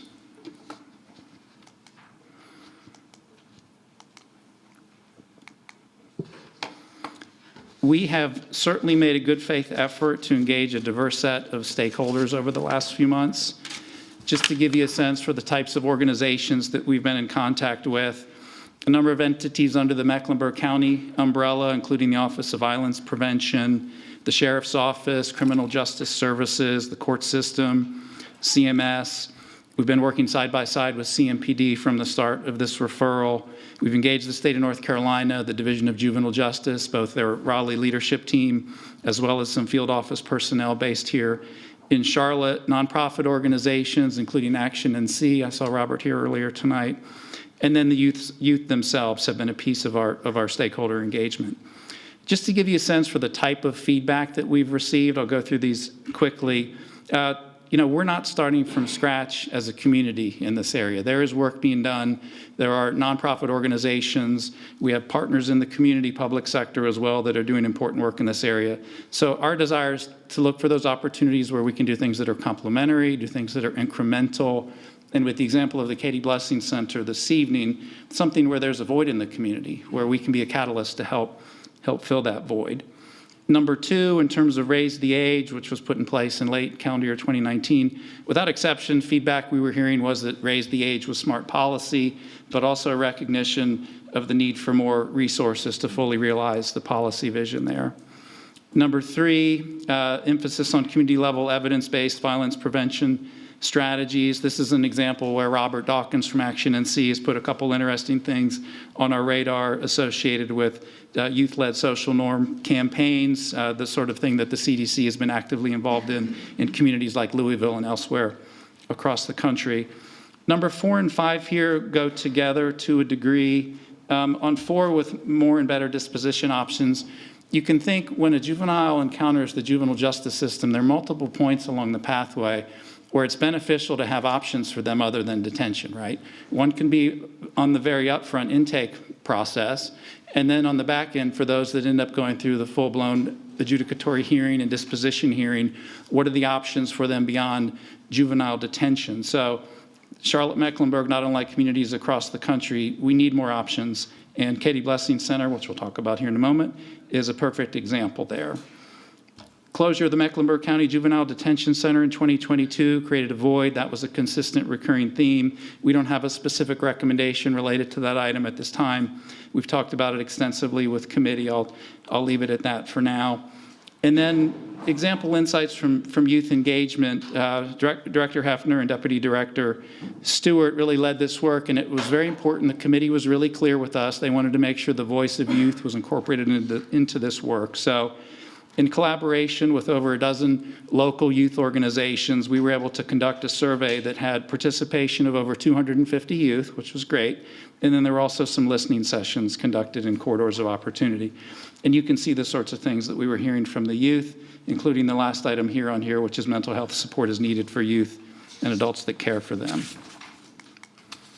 Just a couple more slides. This is a summary of the recommendations that were presented and discussed with committee on May 23rd. I'll just hit the highlights on the upper section that's included inside of the dashed box, because these are the items that are really still under evaluation by committee. They did not vote explicitly on these particular items, but just wanted to make you aware that among the items on the menu, there are a category of things that fall under enhancing existing city programs. So taking things that we have in place today and scaling them or making them better. That could include expanding the inclusion of at-risk and justice-involved youth in workforce and employment programs, building on something that you're aware of. For example, if you look at the MyApp program, this summer, we will have 3 times more participants in MyApp that are from corridors of opportunity than we did last summer. So how can we build on that sort of work to make sure that we're doing our best to align as many of your priorities as possible? Second, expanding and scaling youth programs in CMPD. CMPD has a lot of great programs in place today. Chief Jennings, when he was with you in January, talked about Fifth Element, which is their mentoring program that they launched not that long ago. They also have their JADE program, which is Juvenile Accountability and Diversion Empowerment. Those would just be 2 examples of the sorts of things that we'll be exploring with the committee in September as potential opportunities for additional investment and scaling. The second general category would be new programs and strategies, including expanding community-based investments in things that work. I mentioned youth-led social norms campaign, mentoring and skills building could be an example, capacity building for grassroots organizations. We know there are a lot of organizations doing great work. What are the things that we could do to help support them do even better? And then jumping down into the blue font at the bottom, this was the item that was voted out of committee with unanimous support on the 23rd, the $2.5 million investment in the Katie Blessing Youth Behavioral Health Facility. So the center itself, you can see the project summary. I'll slow down a minute now we've got to the main section. So the vision here with the Katie Blessing Center is to establish North Carolina's largest pediatric behavioral health care facility targeting youth aged 5 to 18. So as I'd mentioned to the committee, this would be a first of a kind facility in the state of North Carolina. You know, I'm generally very measured with my comments, but this has the potential to be a game changer. I truly believe that. I do. Just to give you a little more commentary around the facility itself, it would be a 70,000 square foot building with 72 beds. It would be owned and operated by the Katie Blessing Foundation, which is a 501c3 entity. It's the charitable arm of Starmount. And it would be located in the Central Albemarle Corridor of Opportunity. The next item here is really one of the defining attributes for the facility, and it's the idea of having a full continuity of services on one campus. An integrated facility with 4 key component pieces that are summarized here. First, behavioral health urgent care. So youth that are literally in crisis would have an opportunity to have an urgent care facility that could provide them services for up to 23 hours as needed. Second, an acute inpatient hospital, which would obviously entail overnight stays. The estimate here is this would be for individuals that are 3 to 14 days on average in an inpatient scenario.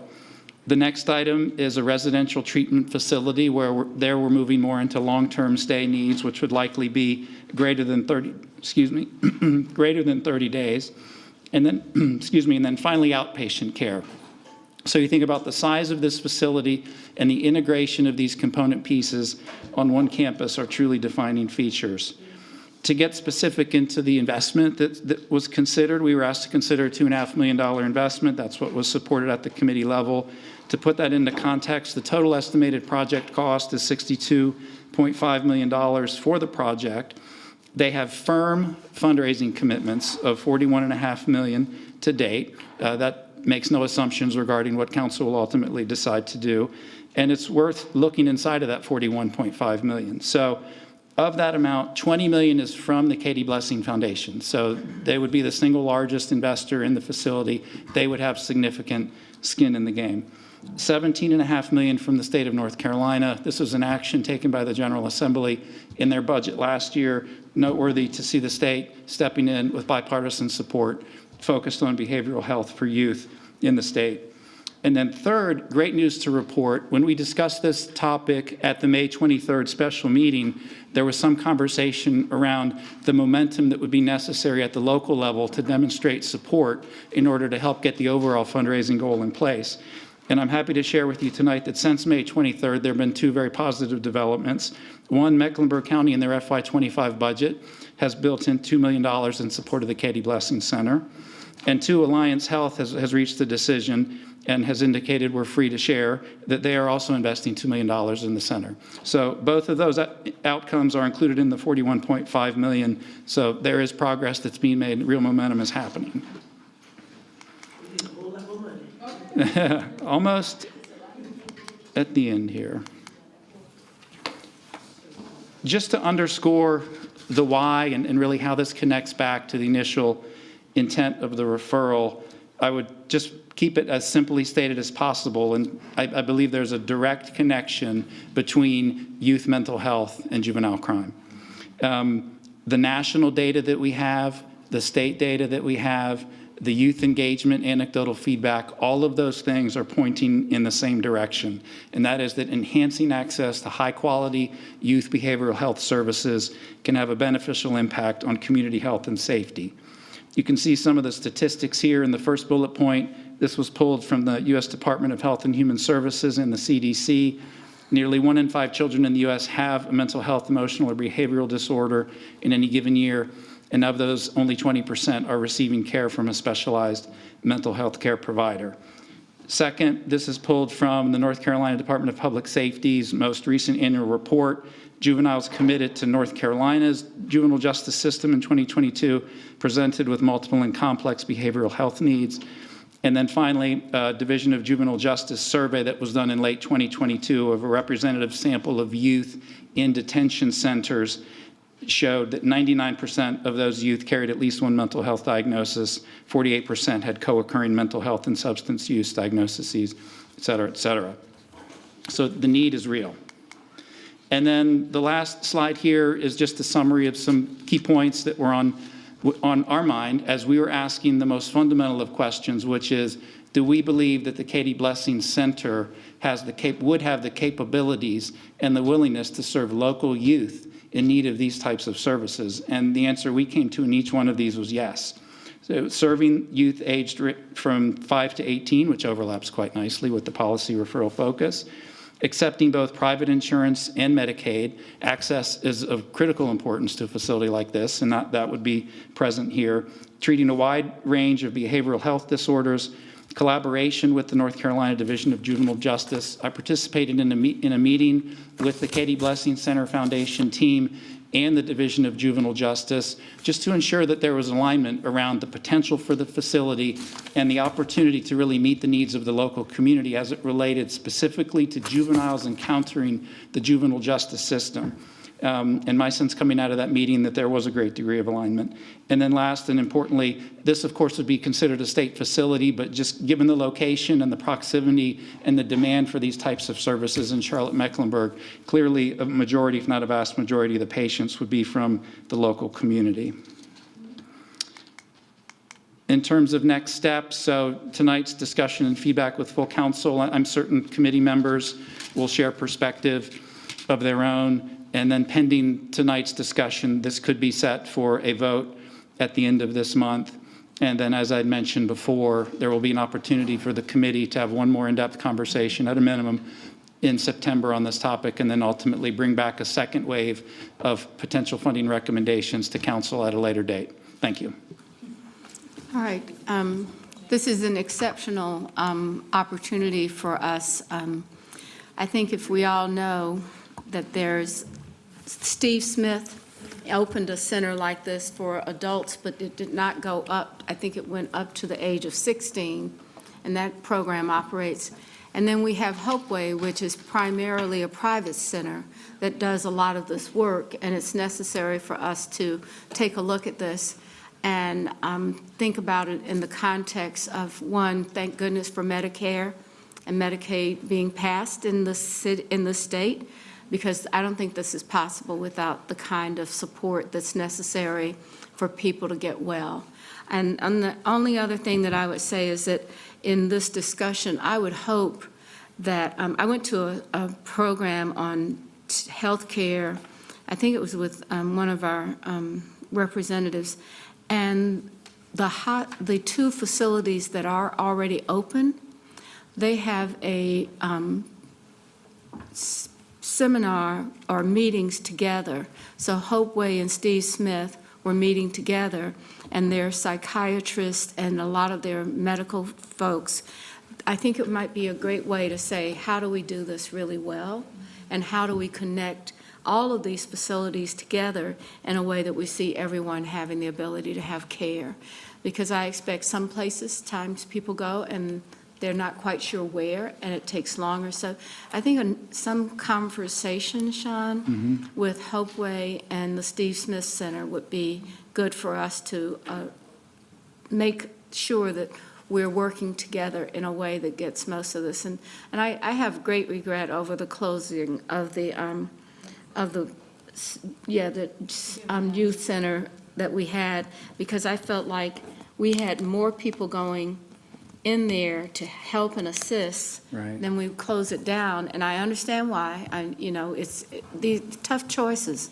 And so I think that if as much as we can do to talk to the state about this doing well, could we do something to illustrate that we really want those kids to be closer to home instead of being shipped away into various places where they have no support systems. So thanks for doing this. Thank you to the committee. Mr. Driggs? Oh, I'm sorry. Yes, Ms. Watlington. Thank you. I'm sure my vice chair has something she'd like to say as well. Thank you so much, Sean, for the work that you all did with this. As you mentioned, this was something that we accelerated through the committee, and thank you to each and every committee member that made themselves available to come to the meeting and learn about the Blessing Center.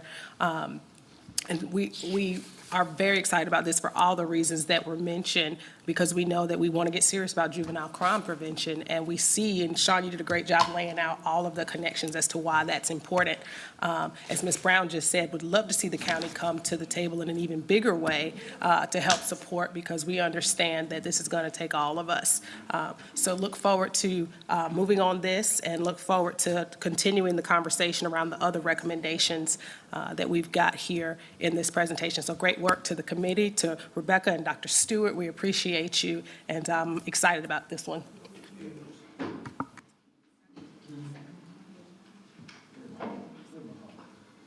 Does the vice chair want to say something? Ditto, in my addition? Madam Chairwoman. Thank you, Mr. Driggs. Just a quick question. Is there any thought of affiliating with one of the major hospital systems? I don't know if I'd say go as far as a direct affiliation, but obviously they're in conversation with the local hospitals and where there are opportunities to partner. But I don't have anything definitive that I could share in terms of what that would look like. I think that's a great question. I think that Novant does the one on Sharon. I think Novant's associated with that one, but I think Atrium is associated with the other ones. So I guess they kind of understand that we need to stretch both of those. But I think it would be good to know that and have some more information so that we can be credible about it. Madam Mayor, I would mention also mental health is a tough subject. It's a really hard subject. I was involved with a psychiatric hospital system, adult and pediatric. Inpatient stays went down over the span of years from 3 weeks and 4 weeks to a couple of days. People were stabilized and given prescriptions and sent back out again. They kept coming back. It's not something that you can solve quickly. So I'm just interested to see what the care model looks like. Thank you. That's a great one. All right, Ms. Johnson was next, I believe, and then Ms. Ashmira. Thank you, Madam Mayor. So I could talk about this all night, you know. This is what I do. I have a peer support organization. I'm an advocate for mental health and brain injury. So this is so important. This is one of the things that I'll be honored will be a part of our legacy as a council. This is such important work, as you mentioned. Currently, the only mental health for children is, well, I can't say the only, but Atrium is one of the places. And that's so inappropriate for youth.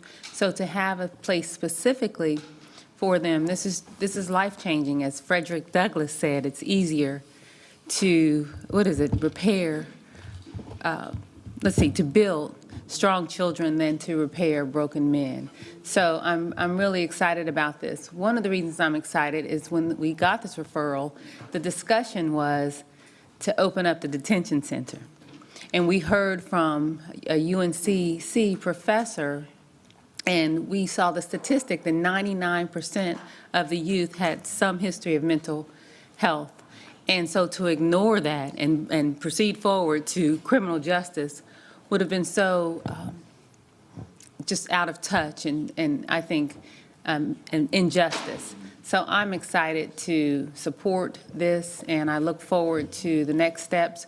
I'm also looking forward to September when we talk about the rest of the suggestions, specifically that the employment. Right now, we do have the, what did you call it, the MAEP? MIAP, yes. MIAP, yeah, MIAP, but I'm looking forward to expanding that for all youth and combining it to one program and not have a program for some children and then children who have the criminal justice involvement, because we don't want to start out with those children having a label. So I'm just looking forward to this work, and I appreciate the work that you all did, to the city staff. I don't know if there's anyone here from the Katie Blessing Center? Not this evening, I don't believe. Okay, but I hope they come to the council meeting. But thank you for your work, and we're looking forward to this. Thank you. Ms. Ajmira? Thank you, Madam Mayor. I also echo some of the comments that were made by my colleagues. In $62.5 million, that's the estimated project cost, has anything been earmarked by the county in this Yes, effort? the county recently announced a $2 million investment in their FY25 budget. Yeah, this is a great collaboration between the states, city, and the county. So thanks to you and the entire team for the hard work. Thank you. All right. Ms. Molina, followed by Ms. Brown. And then I think we'll get ready to go downstairs for our meeting. I'll be brief. Thank you very much, Madam Mayor. Sean, thank you for your work on this. I don't know if everyone remembers, but we made a unanimous decision to support the sale of this building back in 2023.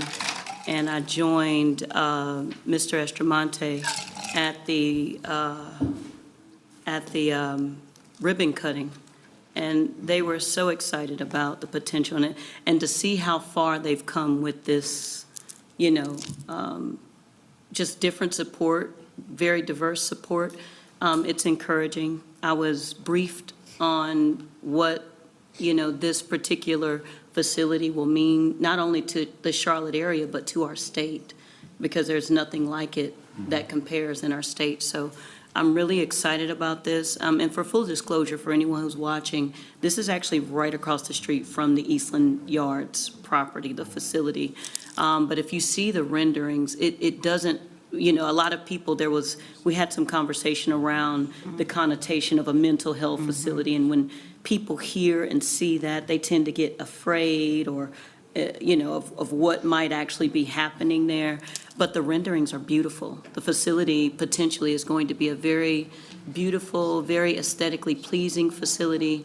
And I think it's, rightfully placed in a central location where, people across our city and even some from our state have access. So to the committee, I sat in on their most recent meeting, and I was encouraged by the conversation. It was very positive.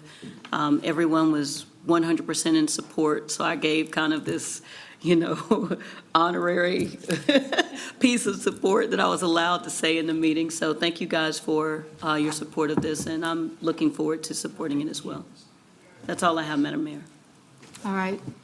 Ms. Brown? Yes, thank you, Madam Mayor. Happy, and Chair and Vice Chair, happy to be a part of this committee to bring this through. Of course, it's near and dear to my heart as well. I remember the sale of the building. I didn't know what y'all was going to do with the building. I often wonder what you do when you make sales on the building. I got one problem. I want this on the corner of Remount Road and West Boulevard. It's a joke, but maybe we can do it in the future. But it's amazing. I would love to see this replicated, and I think it can be a model that can be followed throughout the areas, other areas, because it's so needed all over the world. It's not something that's just needed in Mecklenburg County. We need it all over the world. So I'm excited to be a part of the committee. And Sean, thank you guys for your hard work, because we pushed and we fought and we battled.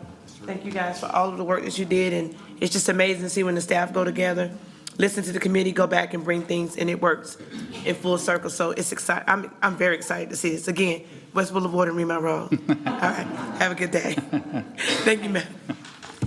Mr.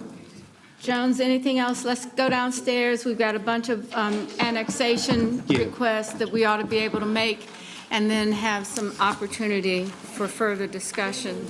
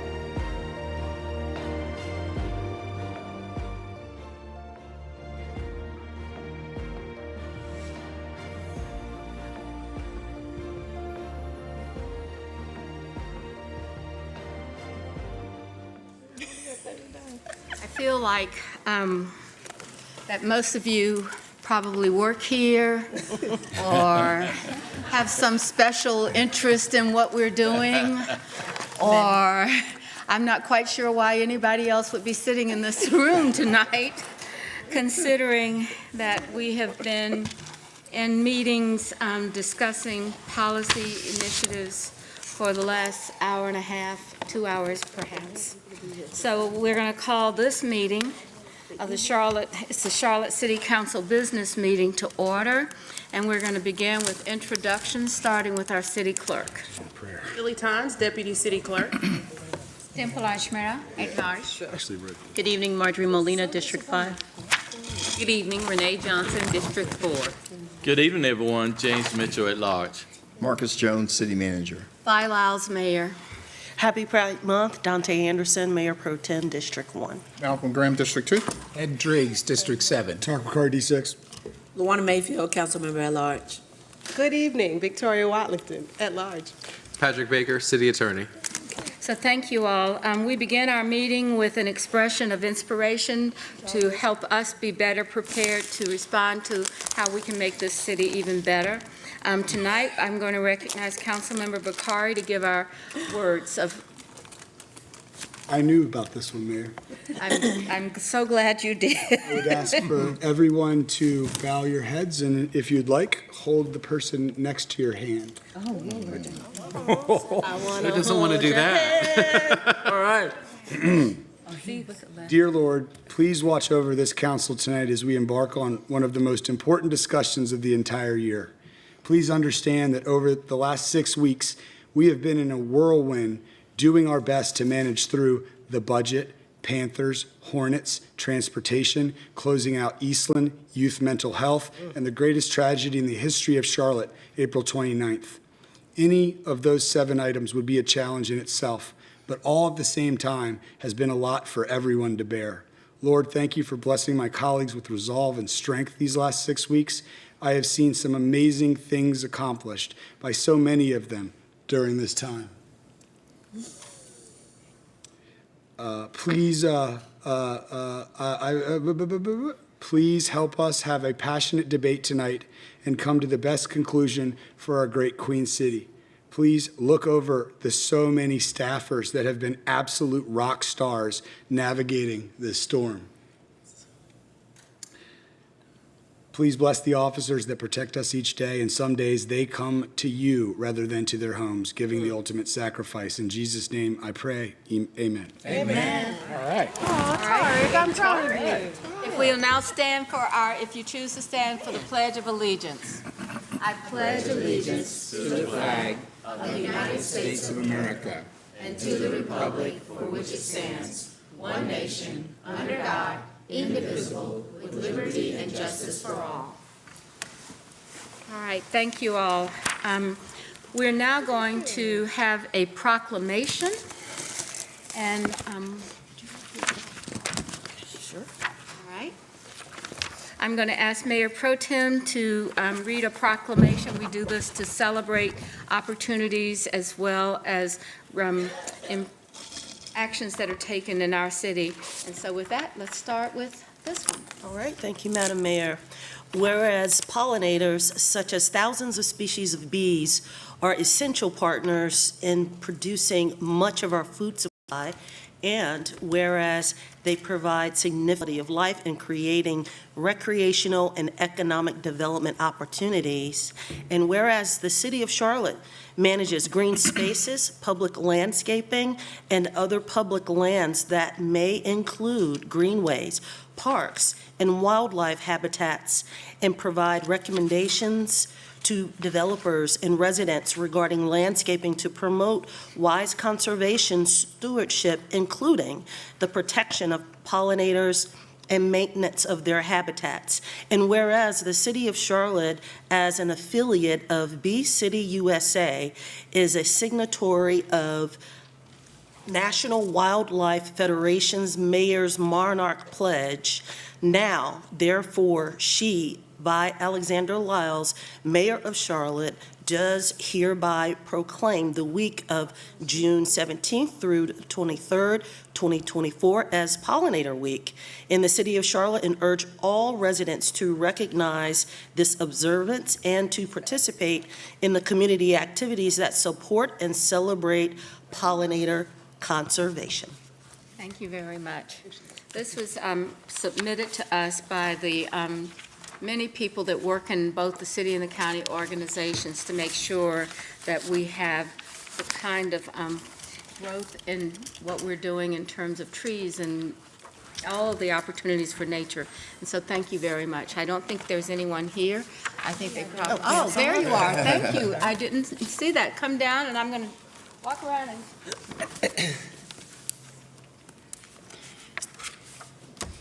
Thank you for educating me that there's pollinator.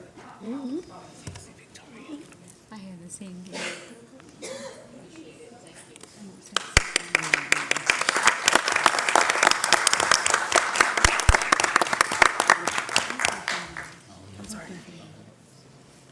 The next part of our agenda, we have a number of public hearings that we are going to have, and I'm going to start with item number 7, a public hearing on the and decision on River Point area voluntary annexation. Do we have any speakers? No, ma'am. All right, we have no speakers, so. Move to close the public hearing. Thank you. And we have a vote on closing the public hearing. All in favor of closing, please raise your hand. All right. Now, do I have a motion to adopt an annexation ordinance with the effective date of June 10th, 2024, to extend the corporate limits to include this property and assign it to adjacent City Council District 3? Move to adopt. Second. We have a motion and a second. Any discussion? All in favor, please raise your hands. Thank you very much. That is good for the heart. The next item is item 8, a public hearing on this resolution to close a portion of alleyway parallel to Ashley Road. Do we have any speakers? No, ma'am. Do we have any speakers for any of these? All right, then I'll drop that request from you, Billy. Thank you. So we're now going to open, well, do I have a motion to close the public hearing and to adopt the resolution to close a portion of an alleyway parallel to Ashley Road? So moved. Second. Second. Any discussion? Hearing none, all in favor, please raise your hands. That's unanimous. Anyone opposed, I think? I didn't see any other hands. The next item is item 9. Mayor. Just for clarification, we just closed the hearing. We need to vote. We didn't actually vote on I it, think or we did had, we vote before we closed the hearing? I said close the public hearing and adopt the resolution. Okay, so you did it That's together. Thank you, Madam Mayor. Yeah, thank you.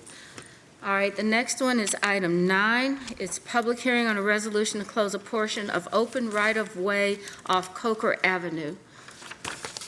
No speakers here, so do I have a motion to close a portion of Coker Avenue as well as close the public hearing and adopt the resolution to close that portion? I'll move. Second. We have a motion and a second. All in favor? Please raise your hand. All right, thank you. Item 10 is a public hearing on a resolution to close a portion of right-of-way off Johoy Drive.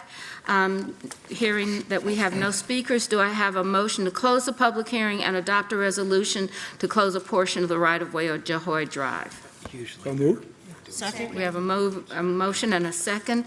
Any discussion? Hearing Mayor, none. quick question. Yes, Ms. Mayfield. Thank you. Quick, because, so the previous ones were pretty small areas. I'm just trying to get an understanding. We have staff here that can help me. This seems like quite a bit of area that's being requested for abandonment. All right. And I want, Debbie's as gonna staff, come down yeah, making and their help way us out. down. I want to get clarity on if these areas immediately around it, adjacent to it, were to be developed, what would this what does that mean for this abandonment? Because this area is a little more substantial, so. Yeah, sure. Hi, Clarity good would evening. help. Good evening, Mayor, Council. Debbie Smith with Charlotte Department of Transportation. And sure, within this is currently unopened right-of-way, and it was petitioned by the adjoining property owner. So there are no current plans, but when they come in with plans, we would be able to ask for and require any infrastructure with that. Thank you. That's all I needed, Madam Mayor. Yep, great. All right, so we have the questions. Any other questions? Hearing no other questions, could I have a motion to close the public hearing and close the portion of Joy Hoy Drive? Second. All right, all in favor, raise your hands. Anyone opposed? Oh, thank you. The next item is the city manager's report. Do we have one? Mayor, I do not have a report tonight. I have your one-week memo. All right, you have a memo from the manager. All right, thank you very much. So the next item, hold on, just left all of my agenda items. I know, we're on item 12. The next item is item 12. It's the fiscal year 2025 operating budget and fiscal years 2025-2029 capital investment plan. And I'd like to recognize Councilmember Mitchell. Thank you, Mayor and Council, and let me thank Madam Chair, Ms. Ashmere, for allowing me to make the motion for the budget. So, Council, I'd like to make a motion in 3 parts. One, let's restore the 65 million reductions to the bond programs made at the straw votes, and instead reduce our pay-go street resurfacing supplement by 1.2 and the general fund street resurfacing supplement by $486,000. This action will preserve the 1.3 cent property tax increase from our straw votes and moves 0 cent in property tax from the pay-go fund to the municipal debt service fund, and 2 cents to the property tax revenue from the general fund. Authorize the city manager to make all related adjustments to the budget ordinance based on this motion. Second. We have a motion and a second for the budget, and Mr. Mitchell's budget included. Any questions or any other comments? All right, we'll come back to Mr. Mitchell. I just want the public to know, and I think Councilman Bakari said in his opening prayer, there's been a lot of hard work among this council over the weekend. Mr. Dawkins, I see you. Thank you for the people's budget. Some of the things this council will move today supports your people budget. But Mayor, I'd like to do a circle of victory lap if I can and recognize some of the hard work that each council member accomplished in this budget. Ms. Watlington for the 1.3 sales tax, property tax increase. Ms. Mayfield for the 2.5 Faith Housing Initiative. Mr. Bakari, $143,950 for the Purpose Active Shooter Kits for our police. Mr. Driggs, don't mess with my sidewalk, $50 million. Councilmember Graham for $25 million in corridors opportunity. Mayor Pro Tem, $100,000 for Charlotte Museum of History. My favorite, $287,000 for Charlotte Black Film Festival. Councilmember Johnson, $250,000 for new workforce development for those who have been formerly incarcerated. Councilmember Marlena, $100,000 for Carolina Youth Coalition. Our newest member, Councilmember Brown, for $34,000 for Save Our Children movement. And Councilmember Ashmere for her $20 million Vision Zero. I think we all deserve a hand for the work we did for our community.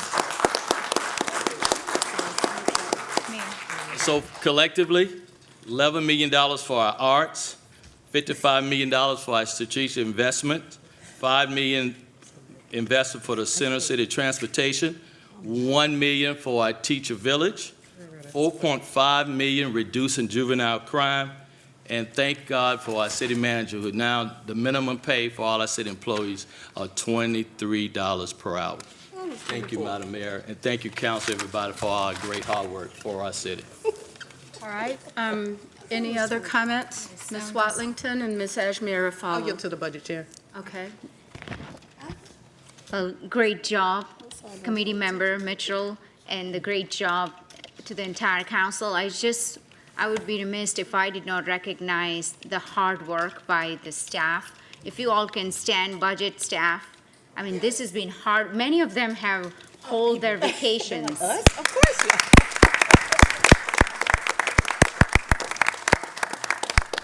I know Ryan is looking forward to his vacations among other staff. Thank you all so much for all your hard work. Ms. Watlington, followed by Ms. Brown. Thank you. So a couple of things on this one. First of all, thank you, Mr. Mitchell, for highlighting all of the good things that have come through with this budget. I know it has been a lot of conversation, a lot of back and forth, but I'm so proud of us. At the end of the day, we came together with a budget that sets the course for where we're trying to go and also respects our taxpayers.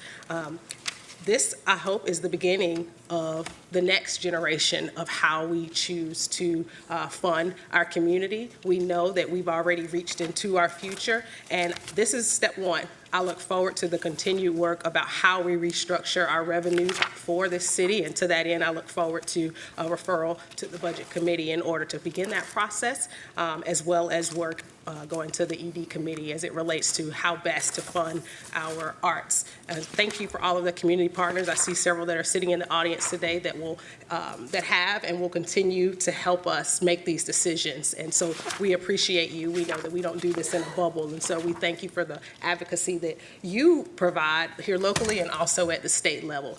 We're committed to getting it right, guys. We're committed to working together. We've got a lot of competing priorities, but we all are one community. And I believe that as we approach our budget conversations differently going forward, we will enable ourselves, and we've learned a lot here, to be able to have meaningful conversation on the front end so that we are not having to make hard decisions at the end, but we're building a budget that we can all live with. So once again, congratulations to the great work of staff and to my council members, and we look forward to continuing to grow the city. Thank you so much. Ms. Brown? Thank you, Madam Mayor. Every time I get at this dais, my throat get clogged. What does that mean? Shut up, right? Thank you, Madam Mayor.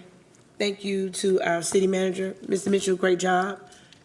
You know, being on the budget committee and the staff, the budget staff for sure, being on the budget committee, I've learned so much. It is very challenging. A $4.5 billion budget, working with all of you on city council, you know, and then being an advocate for the people's budget. Robert, thank you so much. Robert will email you and call you to death. Robert will make sure the people's voice get heard and that I hear it loud and clear. But I just want to make sure that I highlight that, you know, being an advocate for the people's budget and supporting those in the community has been heart fulfilling for me. And just to watch the response from the community, advocating for the animal shelter, and all of us working together collectively. Like I said, we have our lanes that we are very near and that we love, that's dear to us. And so me being in the budget committee and learning different things, I mean, there is a lot to learn in this budget. Like, I had no idea. When you gave me 500 pages, I'm like, who's gonna read through 500 pages? So we have to have. What a great gift to have. Yeah, what a great gift to have. Team members, 11 of them that's around this dais, that brings their expertise and can dissect each part and come back. And then we bend and we work together to come with a viable solution for our city, because being the 14th largest city, $4.5 million budget, there's gonna be some no's, there's gonna be some yays, but I'm just happy that we could work together, come together, and move the city forward for the people that need us the most, and that's our community and our constituents. So I'm very excited to be on the budget committee. It's been a challenge, but again, 500 pages, don't send me no 500 pages, expect me to read it. But that's all I have, Madam Mayor, thank you. Thank you. I remember when I called you and I said, you're going to learn a lot. If you join this committee, you'll know more about what we do than any other place. And I truly believe that that has been the result of your participation. So thank you. Homework, homework, homework. All right. Ms. Mayfield. Thank you, Madam Mayor. I also want to thank our staff. We had a lot of questions, early mornings, late nights, weekends, with going through this. I also want to take the opportunity, honestly, to thank Dr. Watlington. She is that one that went through line by line from them 500 pages. So she stepped into that role gladly and helped to break a lot of it down. There was a lot of conversations, a lot of communication. I would say I am thankful we're at this point there. And I also want to make sure that the community knows that this is, as was mentioned, the first step. A number of these items still need to come back to committee. This is just not, okay, we've approved the budget and there's a blanket check. There's still questions that have to be answered regarding accountability, clawbacks, expectations, and are these hitting our priority goals? We have goals around workforce development, economic development, and helping our city and our employees specifically to grow. Our housing trust fund, for us to get to the place where we are supporting moving that conversation to community to vote on, the bonds that we are going to be bringing before the community, these are going to be transformational for our city when we're seeing rapid growth and we're seeing rapid development to help try to create opportunities for the masses, not just for the few. I'm definitely thankful for my colleagues supporting the additional $1 million to add for the faith and housing dollars. I'm more excited about the $100 million and what we have the opportunity. I'm thankful that the mayor has sent a recommendation back to our committee for us to have broader conversation around our goals, workforce development, how do we work with our partners, how do we support our partners, what changes we need to make. So, and manager, thank you for listening to the concerns that came from 11 different very distinct personalities. Thank you for finding a way to absorb, for us not to have that initial increase that we thought in taxes. We brought it down a little, but not at the detriment of service that is needed in this community. So your leadership through this budget, the leadership of your team, we have a top-notch team throughout the city, but our budget team, y'all stepped into a behemoth where we went from 3.25 to 4.5 billion dollar budget. I just wanted to acknowledge all of you, acknowledge all of my colleagues. A number of us had conversations back and forth.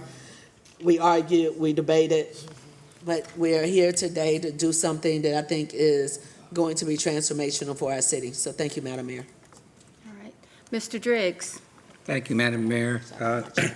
I am very impressed with the aspiration and the energy that's gone into this budget. The phone lines have been buzzing for days. We've had to work some things out. And I regret that I will not be able to support it. I think I've explained my reasons. I won't go on about it. I just think the debt incurrence puts us in a deficit, like maxing out on a credit card. I also feel that the $100 million for the trust fund will create an expectation that we will continue to do that, and I'm not sure that we will be able to. The tax increase is something I couldn't ordinarily support, but frankly, if we are going to pursue these goals, we need revenue. I mean, so you have to accept the fact that that goes with a lot of what we're trying to accomplish. I've said before, I don't think we should kind of offer a whole bunch of benefits and then not be upfront about the fact it costs money to do that. So that's not my biggest problem, but I think the capital accounts are the things that make it, unfortunately, impossible for me to support this budget. Thank you. All right. Mr. Graham. Thank you, Madam Mayor. I too would love to give acknowledgement to the staff, the manager and Ryan and Teresa in finance for not only the work that they've done over the last 6 months with this budget, but what they do each and every day over the last years, working to maintain a city with a AAA bond rating and a city that hadn't had a tax increase in 6 years. Part of that AAA bond rating is how not only the finance that we bring in, but how we manage the resources that we have.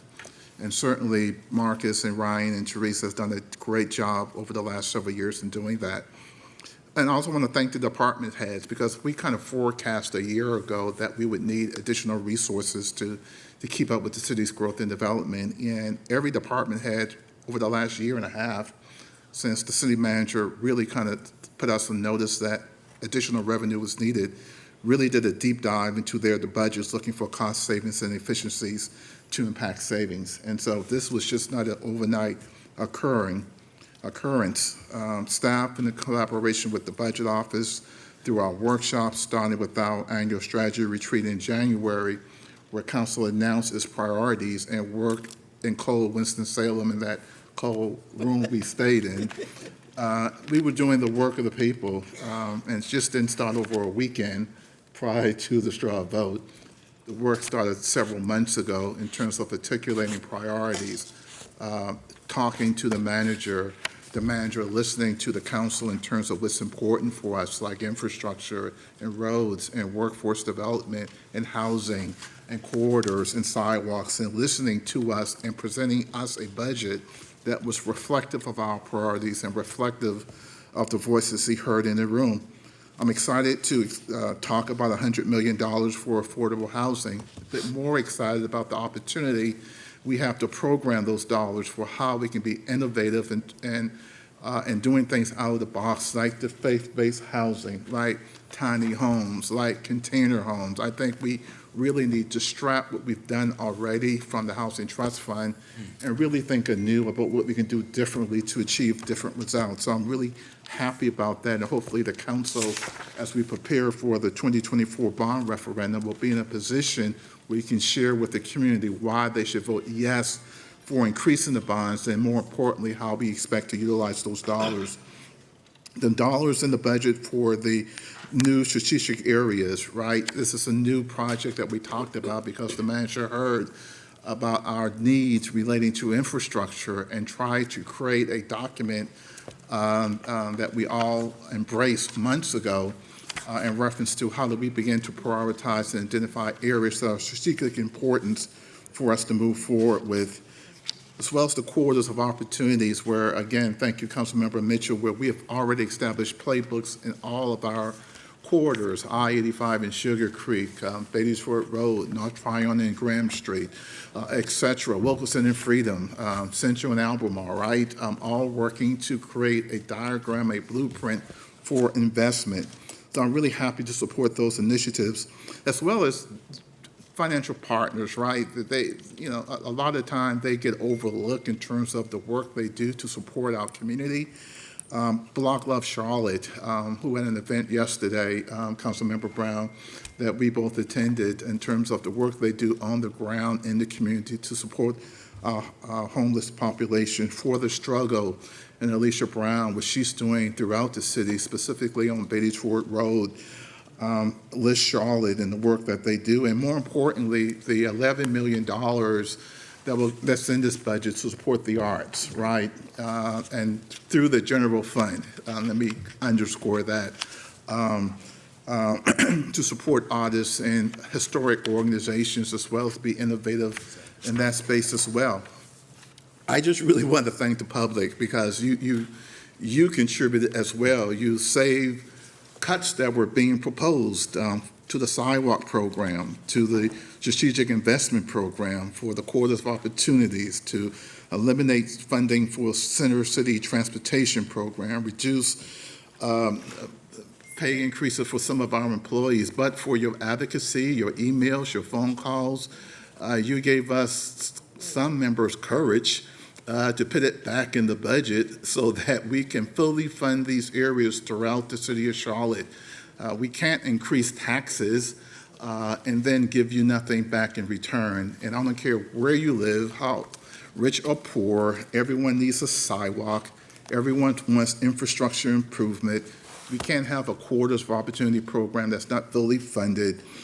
Certainly, we talked specifically about areas that we need to improve in center city partners. We got to fund that, and certainly precious resources, whether you're a hourly worker or a salary worker, is the human capital that we have with the city of Charlotte. So thank you for all those emails and phone calls encouraging the council to do the right thing. And so I think this budget is in a form now where I can approve it. Obviously, there's still some questions that I have for my colleagues about process and procedures. And again, the work that's been done for several months leading up to our straw vote, it just didn't start there. And I just think we should respect the work that we all have put into it, especially the staff, who did the deep dive and identify those areas where we believe funding is necessary and supporting the core priorities of the city. So I thank you very much, everybody. Ms. Molina? Ms. Brown, following you. Thank you, Madam Mayor. I actually echo many of the sentiments of Councilmember Graham. I think I'm very happy that we have a budget that's more aligned with the original one that was proposed by the manager and the team.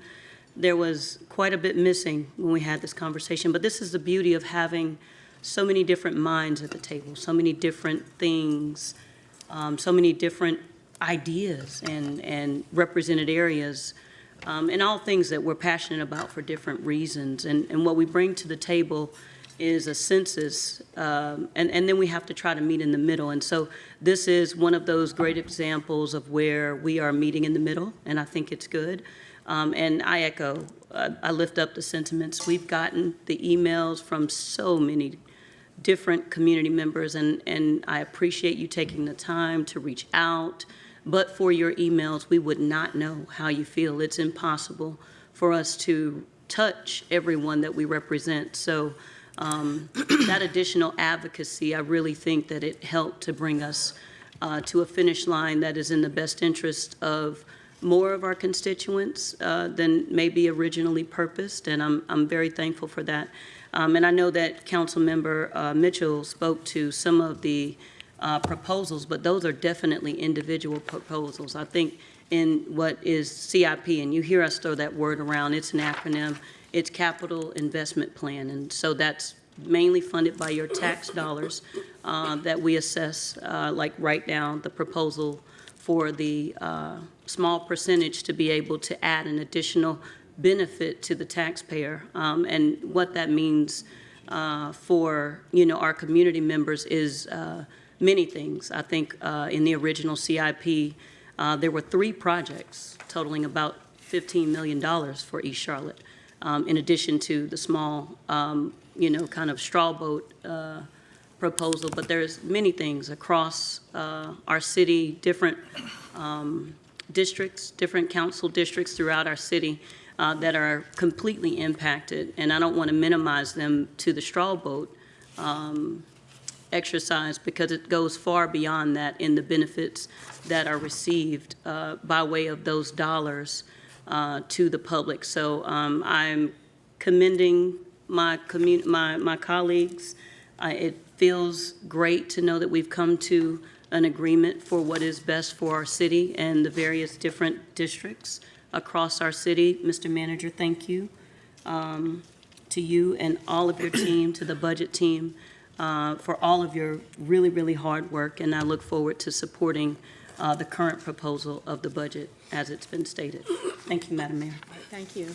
Ms. Brown? Yes, thank you, Madam Mayor. I wanted to come back with the people's budget. I was one of the council members that worked closely with the people's budget, and I just wanted to just give an outline of what it was for people that are watching that may not even know what the people budget is.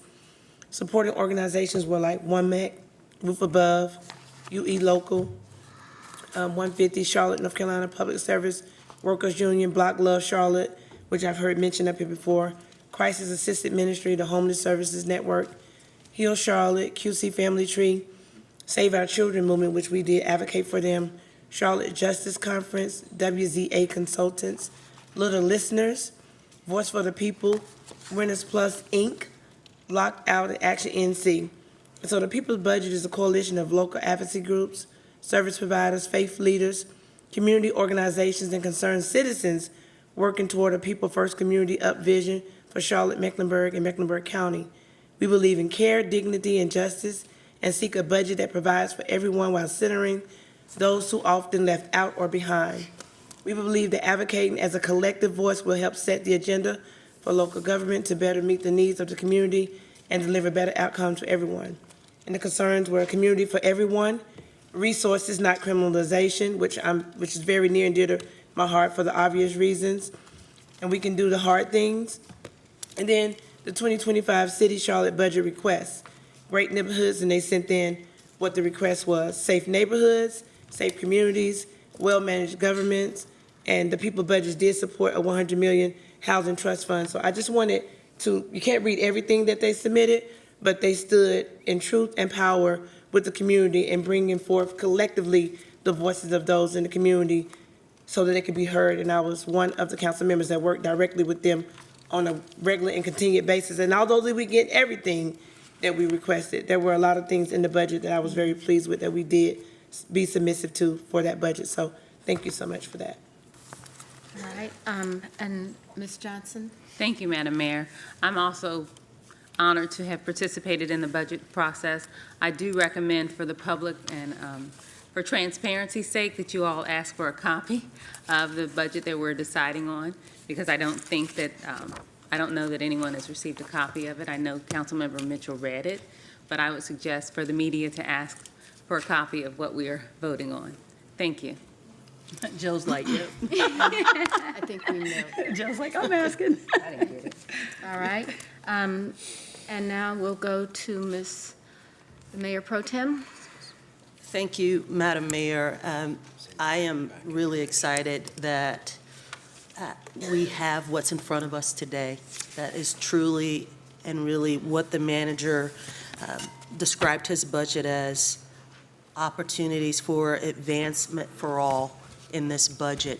And I counted, Mr. Graham, the number of touch points that we had around this budget, and from the beginning of the year, we've had 14 different touch points as a council, either as Ms. Ajmira's committee meetings or as a larger council, and interfacing with the public on this. So we've had many, many touch points for all of us to double-click, ask questions, investigate, et cetera. And so my hope is that when we come back next year and the process for the budget comes out of the budget committee again, Ms. Ajmira, that we have a plan to address the budget next year that is explicit and laid out in the manner that it was, and that we adhere to it as a council, because I think that's the most productive way of going through it. I too read the majority of the binder. It's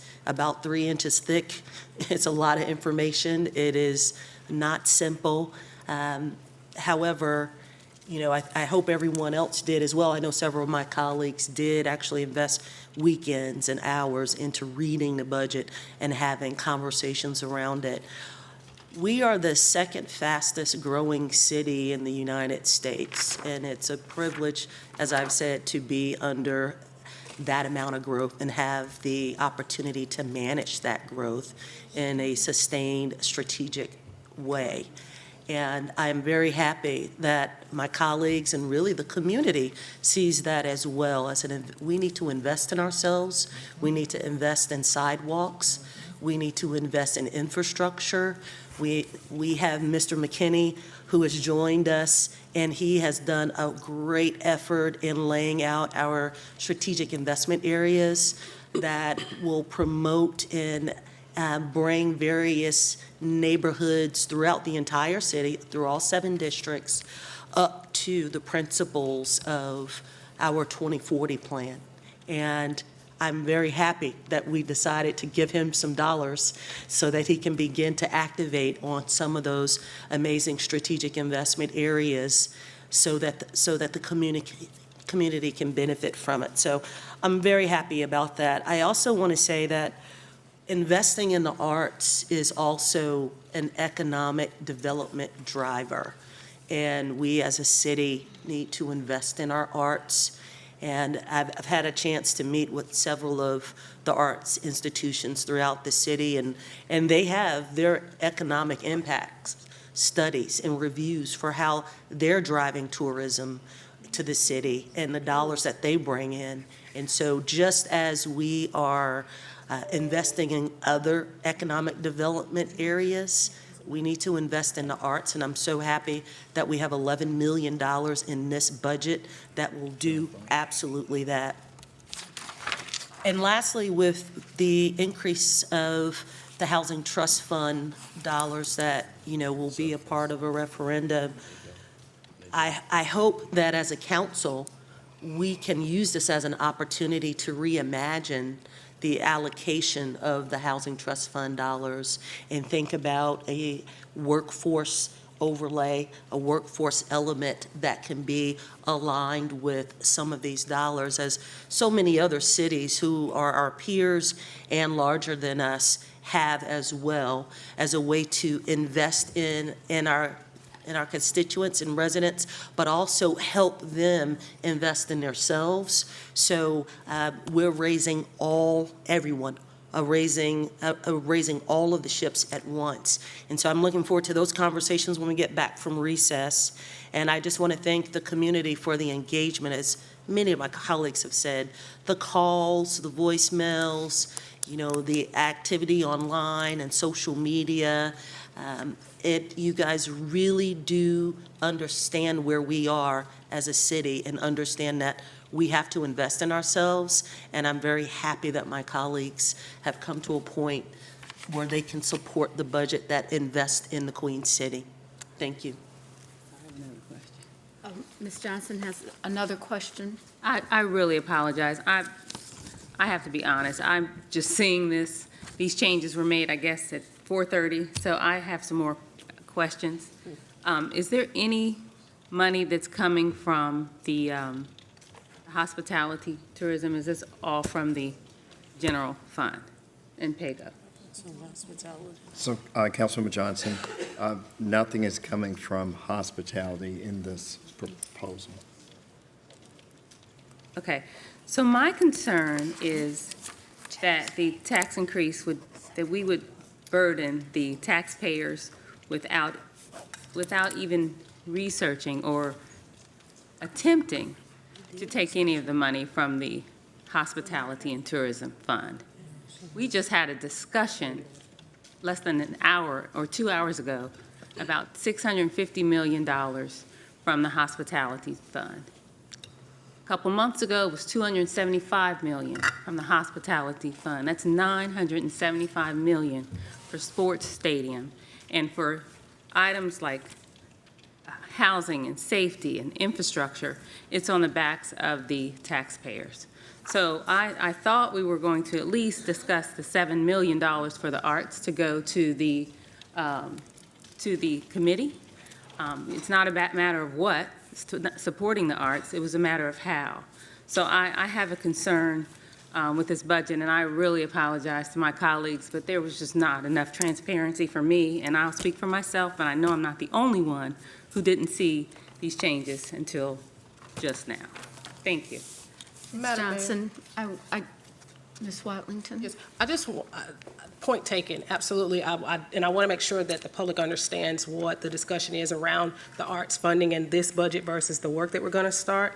So I would like to ask the manager to clarify this referral that is being prepared to go to committee to talk about what we can do from an arts standpoint and what the proper funding source is as part of our broader budget piece. So I just want to make sure that is not lost to you, Ms. Johnson, and to the public who's watching this, who cares about how we invest in our general fund. That didn't go away. That work is going to be launched in committee, and we're going to fully investigate that, and we're also going to investigate our broader budget, how our budget is structured for a growing city. So those work pieces didn't go away, but they will be launched post our break. Mr. Manager. And I just want to be clear, I was on the phone over the weekend, so it's not like I was, out of touch or not trying to work on this. It's just concern. I want to say, my understanding is that the $11 million was not taken out of the arts for the original budget that was here, so it wasn't reduced. What the council talked about was the idea of exploring, investigating whether or not and how these funds from the tourism industry, and that was what was approved in the straw vote. And there is a reference. I have completed a referral to the committee to do that. So I want to make sure, I think Ms. Watlington and I are on the same page, that it was something that we said that we would investigate and we would look at, and it has been referred to the council committee. Mr. Jones, and then back to Mr. Driggs. And hopefully providing some additional clarity. So in the packet that I guess went out on Friday, the CFO provided you with her analysis of the fund and what could be used. So it wasn't that nothing was done. I don't think I did a double negative. And as the mayor said, she is putting together a referral, and I have volunteered to staff this particular referral, much like I did with Safe Charlotte, because it's so important to make sure we get it right. So putting those two together, one, the initial assessment by the CFO and the commitment to staff this in committee, I think it begins to address the concerns and struggles. I think I have a copy of that memo if you didn't have a chance to see it, Ms. No, Johnson. that's not the same as this. Okay. Okay. Ms. I don't Ms. know. Brown, yes. Thank you, Madam Mayor. So the suggested motion that came around, was this from Mr. Mitchell? Okay, so I think to Councilmember Johnson's point, I'm just seeing this as well. He read it, but it wasn't sent out to us. That's the only thing. I'm just asking for clarification on that. Did we not have this on Friday when the package It was went out? not in the package on Friday. I Okay, think so- it came, Should it have been in the package, though? I don't think it was in the package because it was some discussion around how to address the straw votes as well as the manager's budget. Okay, all right.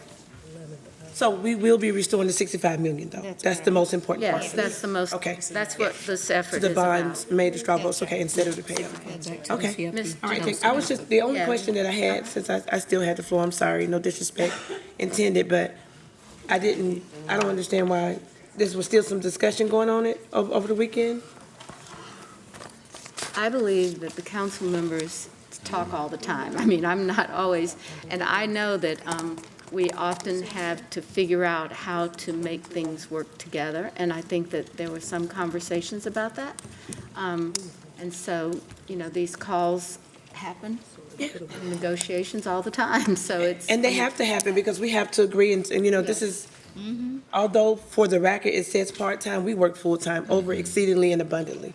You know, we work out in the community, other things that we do amongst that. So we do have to talk, and we do have to play tug-of-war and try to come to, because we got to have 6 votes to move forward and be able to agree on certain things. So that's not out of the norm. So I just wanted clarification since we were discussing it. The paper came around. I didn't see it, but I heard it read. And I just wanted some clarification on it. That's all. Thank you, Madam Mayor. All right, Mr. Driggs? So I've mentioned this before, but the hospitality economy is a complicated construct. The legislature authorizes us to levy certain taxes for certain uses, and they have an understanding about what those uses will be.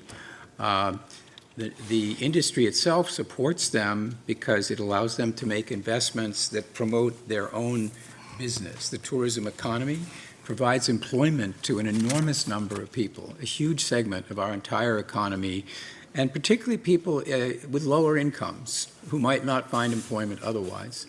But the thing to be sensitive to here, and I just want to be very clear about it, is if we want to explore new possibilities, we have to do it with our partners. And we can't unilaterally kind of examine some text and see whether we can just make a change.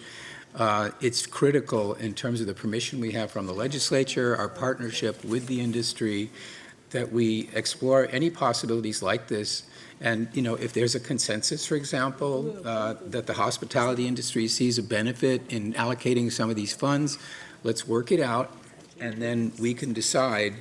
But I just want to caution all of us, for us to sit here in a meeting and talk about the things we want to do or the possibilities involving this tax runs the risk of inviting a perception in Raleigh and with our partners that we don't get it.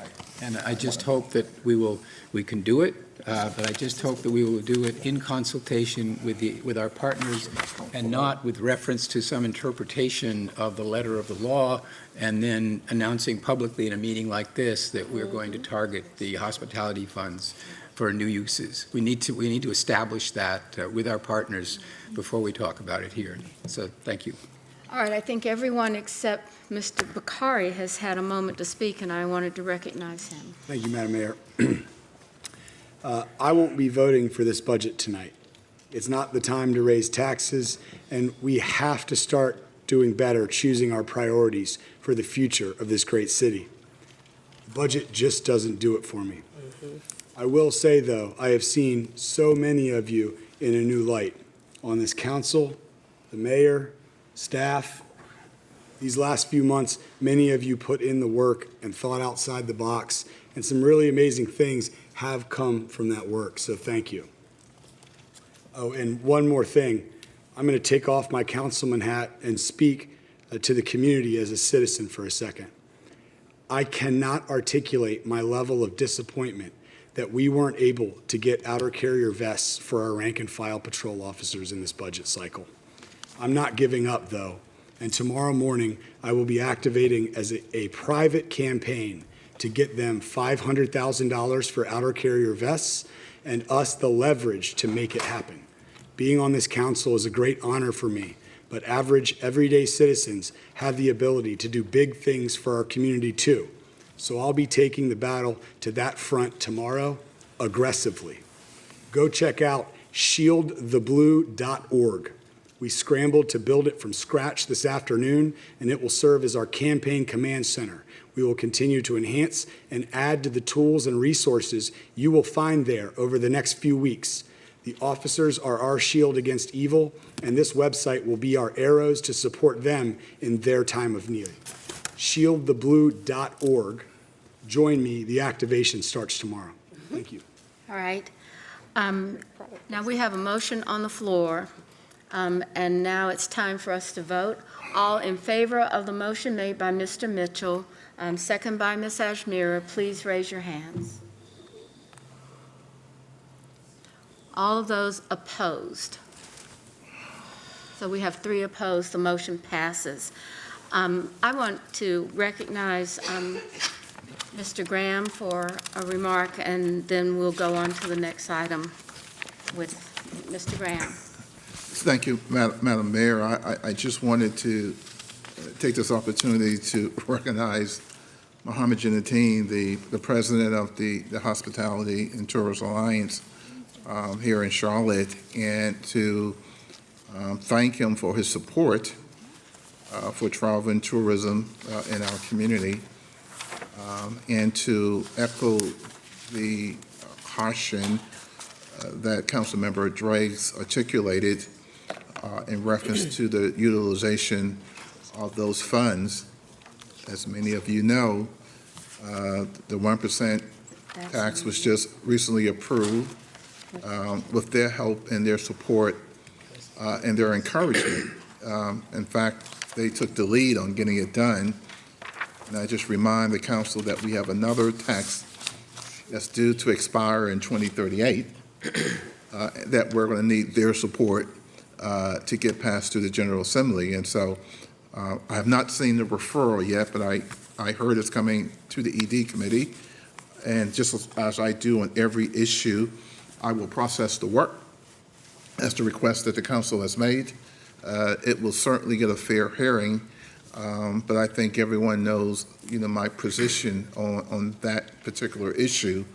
I thought it was a bad idea in April, and it's equally bad in June. Thank you. All right. Thank you very much. Let me take a moment. Perhaps I hope that you'll hear this, but I too want to say thanks to the budget team, the finance team. I remember those days. Only I want you guys to know you had computers, and I had one of those push-button machines that had to pull the lever on.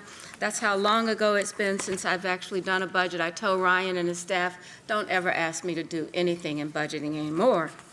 But I also want to say something else. I want to say thank you to all of the people that work in our city. All of you that get up every day.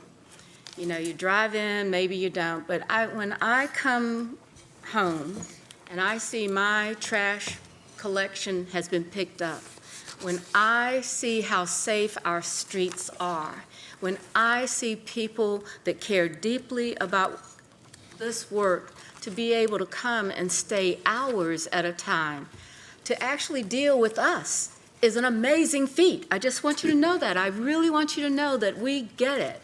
We get that you are making a difference. And I don't think that there's enough said. Now, I know that there's a lot that we need to do, but we are a fast-growing city, as the Mayor Pro Tem said, and we are going to get this right, because I think that's the only way that we have to go. Now, I want to turn to one other thing. I want to thank our citizens, the people that live in our neighborhoods, because what we've just done is ask you to build the infrastructure that we need in this city. We can't do it without a bond referendum.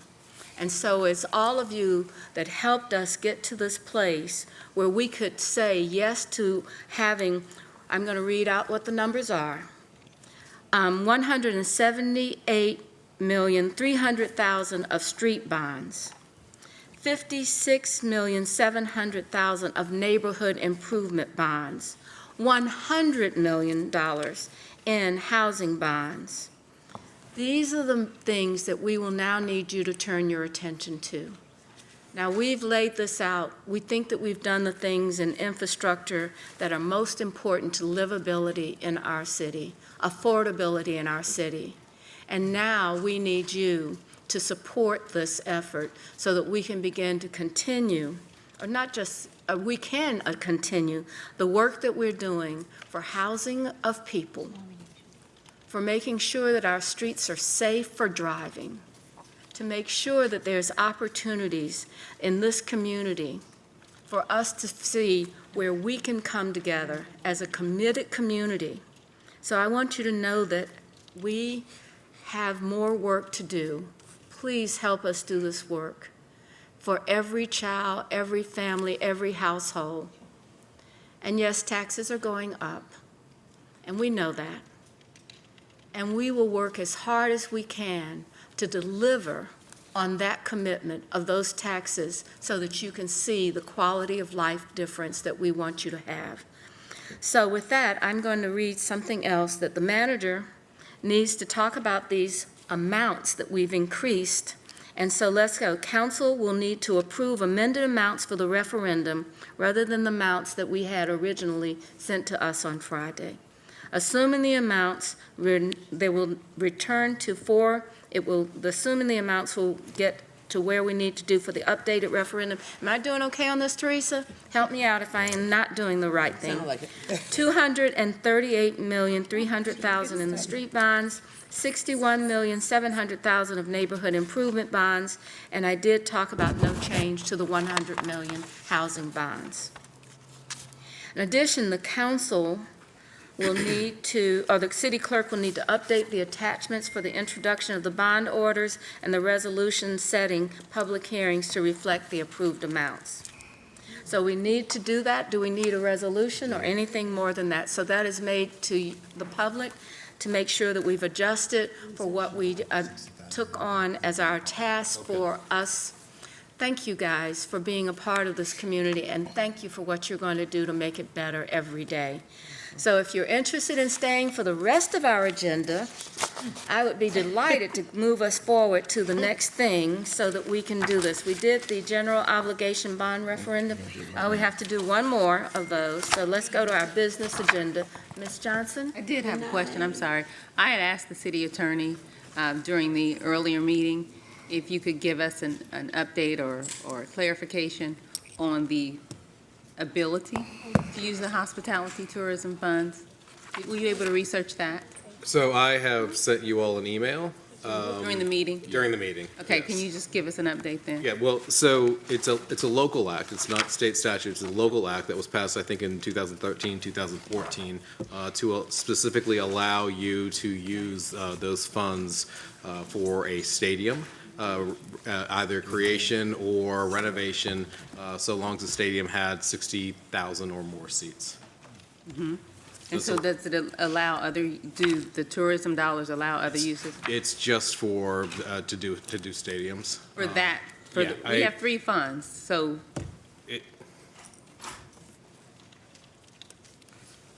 And I'll just read it. To pay for the cost of acquiring, constructing, financing, renovating, maintaining, and controlling traffic for a professional sports facility located in the city of Charlotte.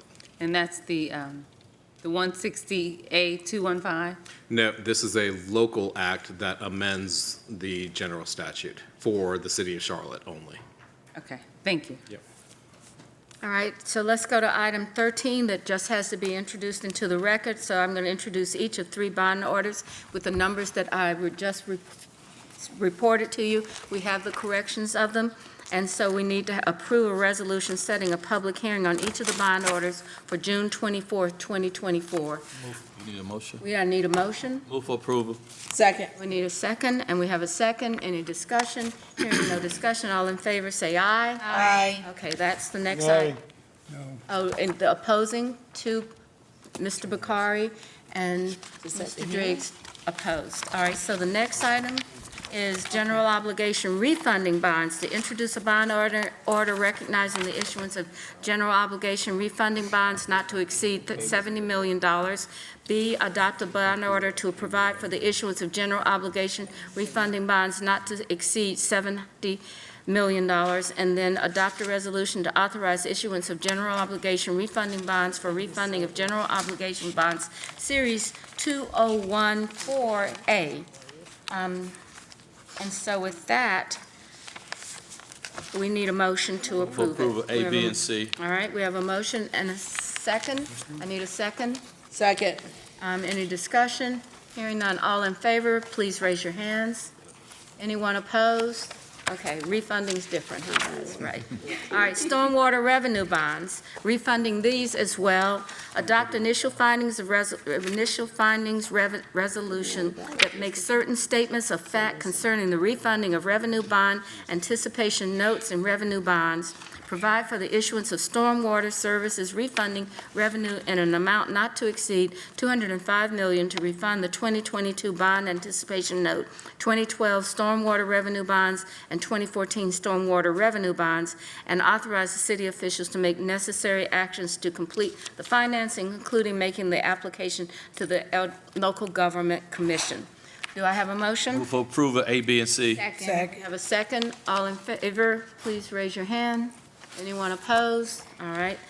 Now we come to the portion of the nominations from the city clerk.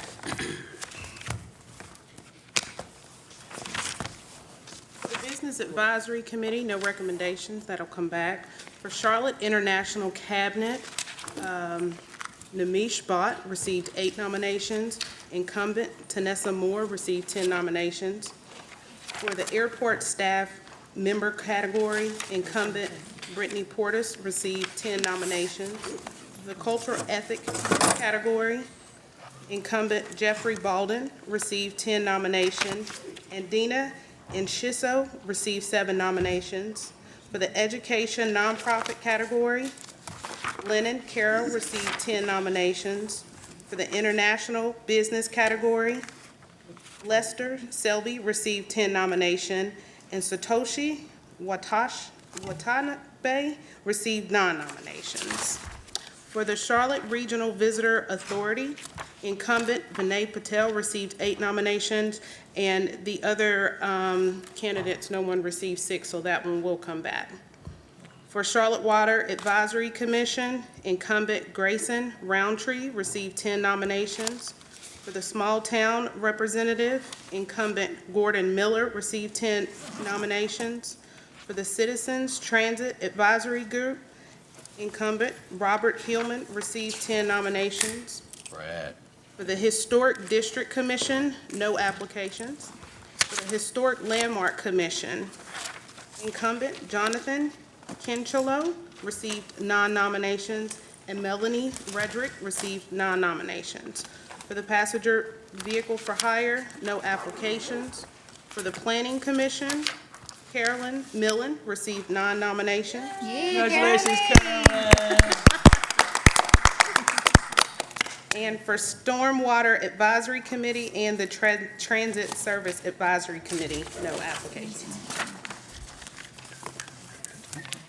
She's going to have lots of late nights. All right. That wraps up our agenda for this evening. We do not have a closed Mayor. session. Move to I'm sorry. dismiss. Oh, move to approve. And so now, do we have you have that, Billy? All right, thank you. And so now, do we have a motion to adjourn? So move. Thank you. Have a good night. Everybody, have a good evening, everyone. Thank you so much for your.